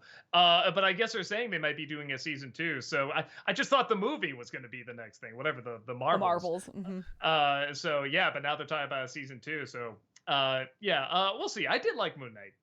Pat and Soa, thank you for the 100 bits. What's on the list for upcoming video game streams? What games are you playing now? I think a lot of us are coming up on some ending, and we gotta we gotta figure some stuff out. Yeah, I mean, so much it was just getting to the end of December, and now it's like, I mean, we got some ideas for next year, but like in terms of the next game, I think a lot of us are like, oh shit, yeah, we gotta look into this. Right, like Tamara just finished Resident Evil 4, and now I think she's like, I don't know. I'm still in the middle of Pokemon Violet, so Monday nights I'm doing Pokemon Violet, and I don't know what I'm gonna do though once I finish Pokemon, but we'll figure it out. Bright B. Burns, thank you for the 100 bits. Fun fact, Superman the movie has a scene where Margot Kidder was supposed to sing Can You Read My Mind with ADR, but she couldn't carry a tune to save her life, so they had her recite the song lyrics in ADR, and she sounds like she's high on drugs. Yeah, I wonder if anyone's ever actually sung it, because it would go very nice to music, but yeah, it works just well enough. It's a weird scene, but yeah, I don't know. It's odd. I don't know if like singing would make it better or worse. You know what I mean? Yeah. It's a very romantic scene. I don't want to diss that scene. It's a very, very nice scene. Talkative Carl, thank you for the 50 bits. Doug, will you review Captain Marvel movie? I actually liked it. I don't think it deserves the hate it gets. I only wish the director leaned into the 90s nostalgia more with classic music. It's freaking Guardian of the Galaxy shoved the 80s down our throat. It's fair we only get some R&B, NSYNC, and Backstreet Boys with that film. Yeah, I mean, people seem split on it. They like it, they don't. I don't know if I'll do an NC because, I mean, my big complaints is just it was kind of dull to me. And I guess I could nitpick some other stuff. But yeah, I don't have a passion to talk about it. You know what I mean? So, yeah, I think just the Disney-Sember's enough. That Disney nerd, thank you for the 50 bits. As much as I loved Guillermo del Toro's Pinocchio, it was only missing one thing. There was no skiddy. Clearly, I mean, Pauly Shore at least should have had a cameo. Come on, he should have been Mussolini. That would have been a choice. Adam Grunter, thank you for the 50 bits. Which of the lesser liked vacation movies do you like more? European Vacation or Vegas Vacation? I think European Vacation, just for the cameos from like Eric Idle and stuff like that. That's pretty fun. Aiko Whale, thank you for the 100 bits. Doug, I wanted to congratulate you on 15 years of Nostalgia Critic. I've been watching NC since I was in 6th grade. I'm 23 now. The first episode I watched was The Room. I really enjoyed the show to this day. Thank you so much. I guess a lot of younger people did grow up watching it. We didn't know that. For years we go to a convention, it'd usually be people like in their 20s, you know, come out to us and stuff like that. And now all these people are saying, I grew up with you. So yeah, but it's interesting. FBL, thank you for the 100 bits. Idea for Stamps.com commercial. Parody of Vampire's Kiss with Tamara as Elva and NC as Cage, and you're yelling at her about stamps and end with, am I getting through to you, Elva? And Tamara is just like, no, I quit. And the NC starts having a Nick Cage freakout. I actually do have a reference to that movie in the upcoming review, if you can believe it. So that is fresh on my mind. I'll see if I can work that in. Adam Grunther, thank you for the 50 bits. What are your thoughts on the character Consuela in Family Guy? Personally, I can't stand her and have never found her funny. Just an uncomfortable stereotype. Is that the maid? I think that is, and if that's the case, then I agree. Or, and yeah, okay, that's the maid, and that's always kind of the thing with Family Guy. It's supposed to be bad taste and stuff like that. But I agree. I never found her that funny. Yeah, she never made me laugh. Right, B. Burns, thank you for the 100 bits. If you had a choice between which Christmas film to watch between It's a Wonderful Life, 1946, and A Christmas Story, 1983, which one would you choose? If my father were still alive, he'd probably choose A Christmas Story because he was forced to watch It's a Wonderful Life so much that he grew to hate that film. I think it's the switch for me. I think I grew up with Christmas Story so much that now I would pick It's a Wonderful Life, because that does speak more to the adult in me now. Where Christmas Story was definitely speaking to the kid in me. But I mean, yeah, give it 10 years. I'm sure it'll switch back. Alex Loves Musicals, thank you for the 100 bits. What's your opinion on the 1947 Christmas movie Miracle on 34th Street? I like it. We were talking about it yesterday. We all like it. None of us love it. And we think maybe it's the pacing and kind of the pacing of that time period. But it is good. It's a good movie, and we're glad it holds up and people talk about it and everything. But yeah, it's hard to find anyone that I know that's like, oh, that's my all-time favorite, kind of flick. But it is very, very good. CM Sully, thank you for the 50 bits. If Disney's Speedstorm doesn't have Sora, we riot. Yeah, good point. Adam Grunther, thank you for the 50 bits. Who is your favorite female voice actor? For me, it's Grey Delisle Griffin. Not only is she one of the nicest celebrities I've ever met, but she's genuinely amazing in every role she takes, like Azula in Avatar or Daphne in Scooby-Doo. If for some reason I'm blanking on, yeah, okay, I was looking up how to say her name. I feel like it's got to be like June Foray for me. I mean, I just grew up. Oh no, shit. You know what?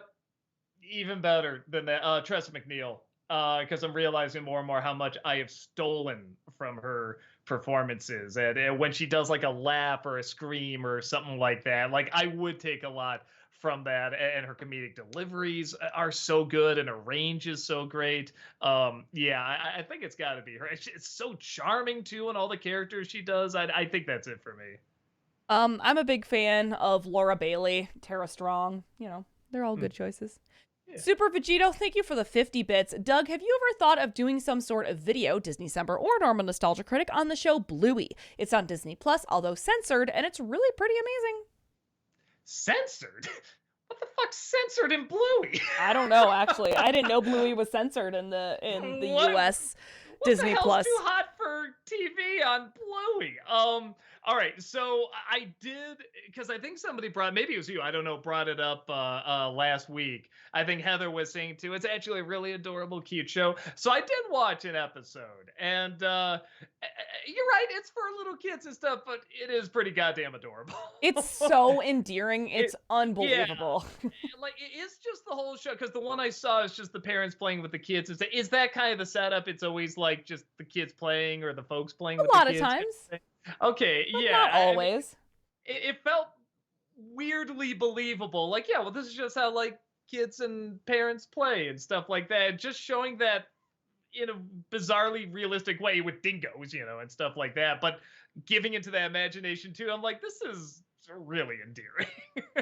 Oh, okay. So apparently there was one episode that had the dad dog pretend to be pregnant while playing with his kids, and America didn't like that, so they censored that one episode. Weird. All right. FBL, thank you for the 100 bits. Have you seen the Joe Pesci movie, The Super? I don't think so. I remember when it was advertised and everything. I was trying to think, because it was weird. Like, in the late 80s, there was suddenly like 20 Joe Pesci movies that came out, so I'm trying to like keep them all together. I don't think I've seen that one. Adam Grunther, thank you for the 50 bits. Follow-up question to my earlier one. Which Marvel movie villain do you like more, Dafoe as Green Goblin or McKellen/Fassbender as Magneto?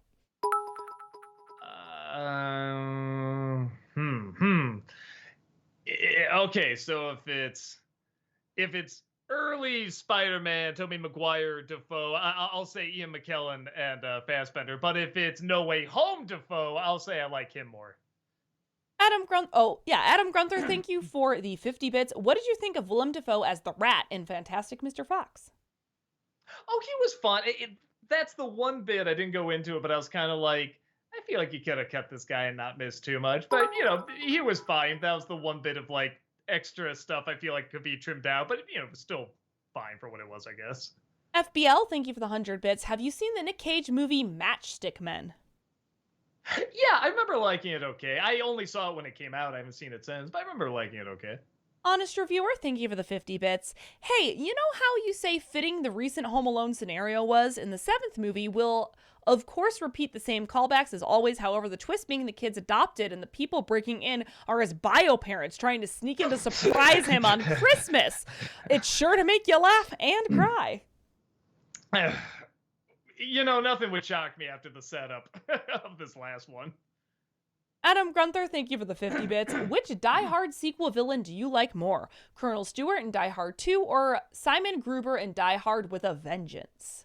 Oh, Simon. I know that accent is complete garbage, but Jeremy Irons he's a treasure, especially when he's playing a bad guy. Adam Grunther, thank you for the 50 bits. What did you think of Norman Reedus as one of the villains in Hell of a Boss? Not only was it crazy to see him in the show, but he was surprisingly really intimidating. Yeah, it's always funny when I'll just look at the credits at the end and just be like, oh shit, okay, they got some people in this. Yeah, I thought he was good. I don't know, it's hard to point out many criticisms of that series. And part of it is it just kind of does its own thing in the way it wants to do it, and I admire it for that. I think it's great. And all these animators come together to kind of add their own spin on it too, and just put all this passion into it. So yeah, no, I really enjoy it. Power Gamer, thank you for the 50 bits. Doug, I know you're going to watch a bunch of stuff during your week off in January, so might I recommend Adventure Time Distant Lands? It serves as the true ending of Adventure Time, much like Steven Universe Future, but it's only 4 episodes and they're 40 minutes each. All right, I'll write that down. I was told what happens in Adventure Time, and it sounds good, but I didn't see it. And yeah, with Steven, at least with Steven Universe Future, I got to see the ending. So okay, I'll probably do that. Adam Grunther, thank you for the 50 bits. What is your favorite scene with Mr. Nobody and Doom Patrol? And it's done so many times, but I do love whenever he breaks the fourth wall. My favorite is just critics. They'll probably hate this show. That just made me laugh so hard. Strider for Life, thank you for the 50 bits. Next Avatar movie, Avatar 3, The Way of Fire and Honor, starring Dante Bosco. Did they bring him back for something? I thought I saw one of the Avatar projects coming up that they had him. They're bringing him back for something. Did you see that? I don't know, Heather? Yeah, I did not see that. I saw that on like CBR or something. I don't know, but yeah, sorry, subject change. Yeah, I'm still waiting for The Way of Dirt. That's what I want to see. That Disney Nerd, thank you for the 50 bits. Final bits from me. Now that you've seen Clone Wars and Rebels, will you check out the underrated 2003 Clone Wars? The micro series. Gendatovsky, I can never say his name. Yeah. I think I have that on the list because I hear it's good. So yeah, I will check that out. Pat and Soa, thank you for the 100 bits. Doug, may I suggest the Arkham games, since you've never got the chance to do a nod to the late and great Kevin Conroy? We'll see. I mean, we should probably do a Disney game next. But I'll say this, maybe for like the next palate cleanser or whatever, that might be a fun one to do. Because like I've half played them and half not. They're great. They are great, and I did watch like a playthrough. I did the terrible thing. I watched a playthrough, but I did play some of it too. So it is one of those things where it's like, yeah, I should sit down and actually play these all the way through. I did play the VR game, which was very good. That's like the closest to feeling like you're Batman, man. Rob's Jen, thank you for the 50 bits. Hey, Doug, are you aware of Mischief Theater? They did The Play That Goes Wrong and are the kings of modern-day slapstick. They also have a sitcom in Britain, which I'd recommend. I've seen The Play That Goes Wrong. Those are very fun. Rob brought up a really good point. He said, yeah, it's just things going wrong and that's it. There's no character in it. And he didn't connect to that. I think that's a really good point. For me, it's enough, but I think it'd be interesting to see them do something like Noises Off, where you get to know the people as the play goes wrong. So I don't know. It'd be interesting to see them try something like that, if they haven't already. Alexander, thank you for the 50 bits. Since Loki's second season is coming out soon, can we expect a Disney-cember of it next year? I'm trying to do ones where they wrap up, where like the shows are completed. Like She-Hulk was kind of a different, kind of animal, so I made an exception for that. And the same thing with Mandalorian. But I try to do ones where like the show is over and completed, so I can judge it as a whole. So we'll see. If it's a 2-season show, absolutely. Adam Grunther, thank you for the 50 bits. Overall, which member of DC's Trinity had the best movie? Superman from 1978, Batman from 1989, or Wonder Woman from 2017? Oh, like the original. I think about like the first 3 movies, but I'm like, no, the Trinity is Superman, Batman, Wonder Woman. Yes. All right, so I'm between Superman and Batman. My personal favorite is Batman. It's one of my all-time favorite movies. But man, if you were to say which one is the better movie, the most epic, and had the biggest impact on like superhero films and what could be done, it probably would be Superman. But Batman was pretty influential too in terms of like they weren't making many superhero movies at the time, and that just came in and just blew up everything. But and they're all. That's pretty cool that they're all kind of influential in very different ways, actually, that DC Trinity, the more I think about it. KP Kruk, thank you for the 50 bits. What's your opinion on the Christmas film Holiday Inn with Bing Crosby and Fred Astaire? And fun fact, Fred Astaire was originally going to be in White Christmas with Bing, but turned down the role, and then Danny Kaye was cast. We were just talking about this last night. We were. I've only seen one scene. And it's the toughest scene to get through. Anyone that's seen it knows the scene. And weirdly, I had no interest in watching it after that. But I also didn't get into White Christmas, so it's gonna be wasted on me anyway. But I don't know. I can't see a movie with that in it being better than White Christmas. You know what I mean? Yeah. But maybe one day I'll give it a chance. Cameron, thank you for the 50 bits. Hey, Doug, are you going to play Miles Morales for the PS5 on Twitch? Miles Morales is a good game. I think we had it on the list. That might, depending on how long it is, that might be fit. The next one we do. Yeah, that might be a good idea. Maybe we'll do that. So, yes, when we get to it, we're still figuring it out. But yes, I will play it. Alexander, thank you for the 50 bits. Have you seen the Ridley Scott movie The Martian? And if so, what are your thoughts? No, and everyone said it's really good. I should give that a shot. Excuse me, honest reviewer, thank you for the 50 bits. Glad you were able to see Fantastic Mr. Fox. Funniest parts for me is Meryl Streep's underperformance. If what I think is happening, it better not be. She was really good. And the movie I just saw this week reviewed, she's in it too. And you can tell she just doesn't give a crap. Like, okay, I'm doing this for a friend, whatever. But that one, again, now she has a ton of lines, but like, she sells it. And it's not like, I want you to remember this performance. She just sells exactly what's needed for the character. And I agree. I think she did really good in that. Toon Kid, thank you for the 200 bits. Appreciate that. No message, just the bits. Adam Grunther, thank you for the 50 bits. Which dumbass Disney dad is your favorite? Maurice from Beauty and the Beast, the Sultan from Aladdin, or the Professor in Tarzan? They are kind of the same character, aren't they? Yeah. I feel like we talked about this as kids too. Rob and I, we would talk about which father was worse, Belle's father or Jasmine's father. I think we said Jasmine's is worse, but he's also funnier for how dumb he is. Like at least Belle's father will go into the woods to try and get her back and stuff. It's just Jasmine's father, like, just has the villain in his quarters the whole time and just thinks he's his best friend. And I also love that line, her mother wasn't nearly as picky. That's a great line. Honest reviewer, thank you for the 420 bits. Last bits of the night will be my request for Disney December 2023 Spectacular Spider-Man. Genndy Tartakovsky's Clone Wars The Owl House series is done by early next year. Avengers Earth Mightiest Heroes, make sure to write down the show's subtitle because there are 2 Avengers shows around that time and are completely different. Also, when you watch it, make sure you have an episode list because for whatever reason, Disney Plus has the episodes out of order. Weird. Okay. I think those first 3 I'm gonna look at, the Clone Wars and Owl House and what's the first one again? The Clone War or Spectacular Spider-Man. Yeah, all of those I think are on the list because they're short too, so I can get to them pretty easily.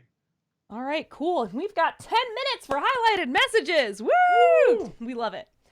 Wait, do we have? There's something scrolling by here. Is that just the past messages or whatever? Hype Train is close. Okay. Oh, on my end, there's something on the. Yeah, and so then the top like cheers just scrolls past. Gotcha. Okay, I haven't seen that before. Gotcha. Yeah.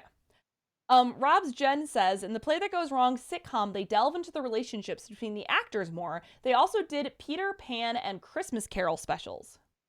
Yeah, I saw those two. Those were very funny. All right, so the sitcom is like around The Play That Goes Wrong. Okay, that'd be interesting. I wouldn't mind checking that out. I think that'd be a pretty cool idea.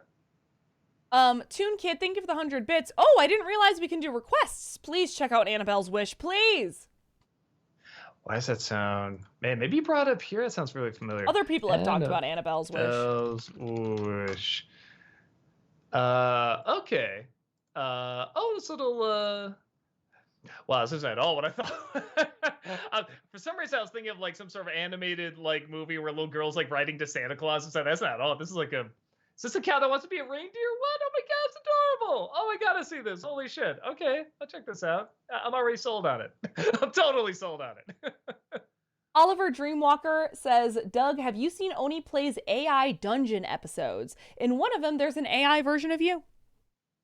I don't think so. I saw one where he was doing like artwork, like AI artwork, and he was showing some at the end. I think like 3 of them were of me. I love when people do stuff like they'll make like, because I always love making creepy weird faces and stuff like that. I love when they'll get the cheeks really big and like the chin kind of jutting out, the crazy big. I love when people do that stuff. So yeah, an AI is a wonderful addition to that, just to add an even creepier Uncanny Valley. So yeah, I love that. I don't know if I've seen that one, so I will try to check it out. Kevin Lane asks, Heather, will you be streaming anything tomorrow? I will not be on my personal channel. And tomorrow, I'm actually not quite sure what's going on. Tamara is out of town, but she had talked to Malcolm about maybe switching their times because she'll be back by Friday. But Malcolm's computer, I don't know if that's fixed yet. So I don't know what's happening on this channel tomorrow. Stay posted. I don't know. Stay posted on the socials. We'll figure it out together, everyone. Chimmy Chumpy, thank you for the 50 bits. I will continue to hope you'll eventually live stream To the Moon and the rest if the Sig Core series.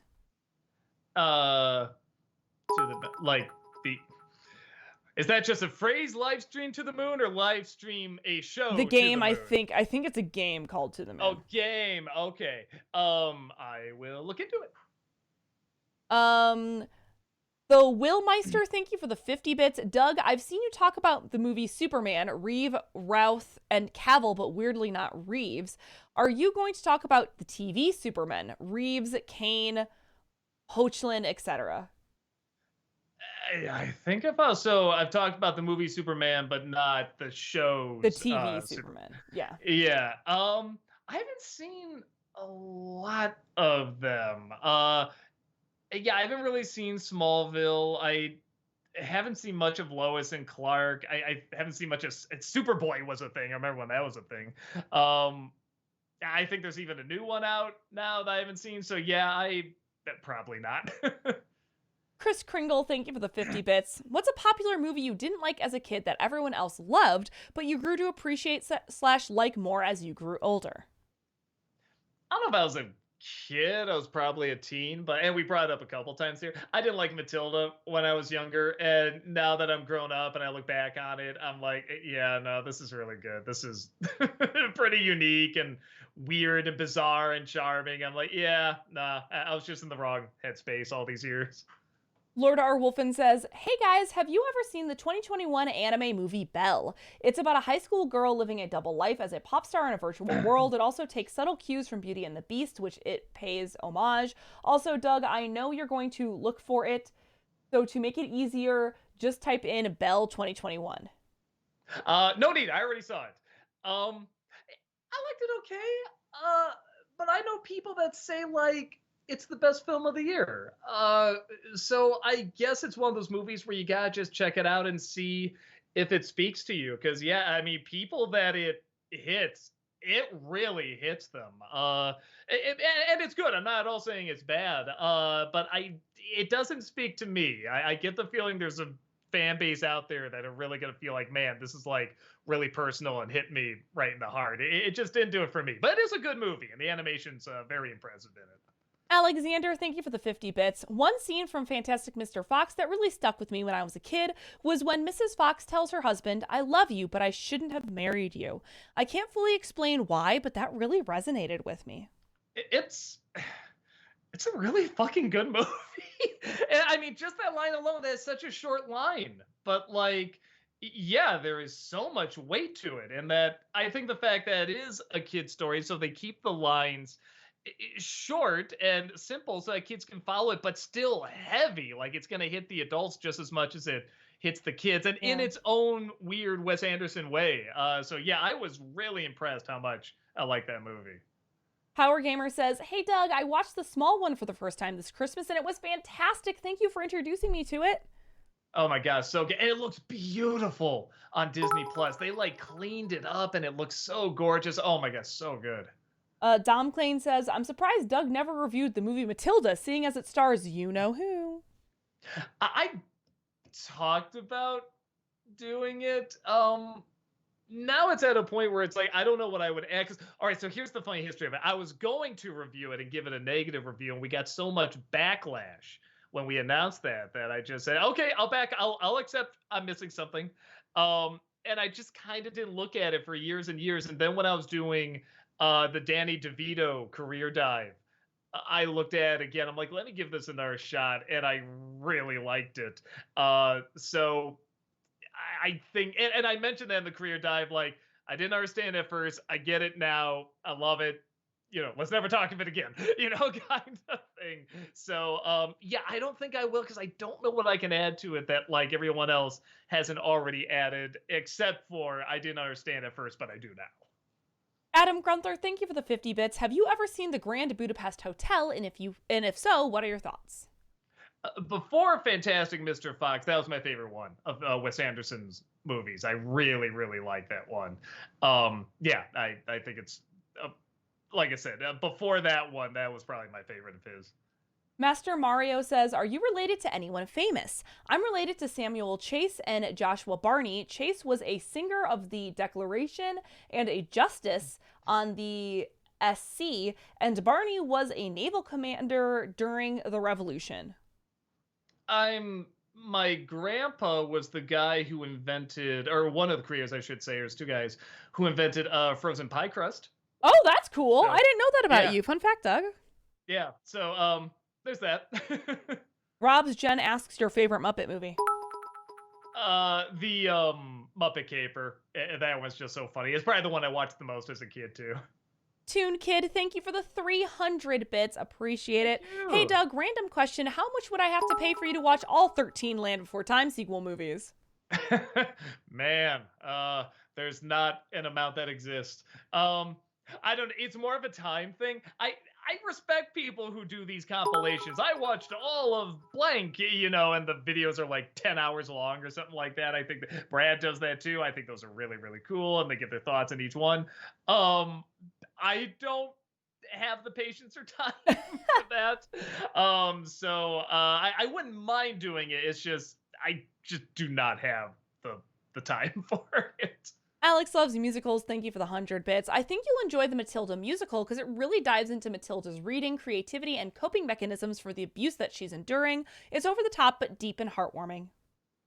Yeah, I'm curious to check it out. It is one of those too where I'm just like, man, I bet that would look really cool on stage. And I don't know anything about like the Netflix one or anything, but I'm like, just the idea of Matilda on the stage as a musical, it's just way too good an idea. With the visuals you could do with that and the songs you could do. So I'm excited to see it on Netflix. The Will Meister, thank you for the 50 bits. Okay, but are you going to watch/review the new Matilda movie with Emma Thompson? I'll definitely watch it. I don't know if I review it, it'd just be like a little vlog review, unless there's something I feel like would really translate into a Nostalgia Critic one. But yeah, if I do it, just be a vlog one. All right, and it is 8 o'clock, so we're going to wrap it up here. Thank you all so much for joining us for our last Q&A of 2022. But like I said, We are still going to have a couple of streams. I don't know what's going on for tomorrow. Check our socials. I'm pretty sure that we will have a Friday afternoon stream, though, as well as a Friday evening. 100% we will. Doug will definitely be here on Friday night for our final stream of 2022. So come hang out, watch him play Ratchet and Clank, and say goodbye to our year in streaming in 2022. So yeah, definitely come on back here. But if we don't happen to see you then, Happy New Year. Thank you so much for all the Christmas wishes. Appreciate you all. Will Meister, thanks for the 50 bits. My Heather cat headphones aren't usually my things, but you look cool. Thank you. You always bust your ass on these comments. Do you have a YouTube channel? I don't, but I do have a Twitch channel. So if you like Twitch, I forgot this. My Twitch is just basically twitch.tv/HeatherRoos. So to plug myself, I guess. Anyway, thank you all so much. Have a Merry Christmas, or I hope you had a Merry Christmas, a Happy New Year, but come join us on Friday. Good evening, good night, goodbye. Bye! Goodbye! Goodbye, goodbye, goodbye, goodbye. Thank you, goodbye.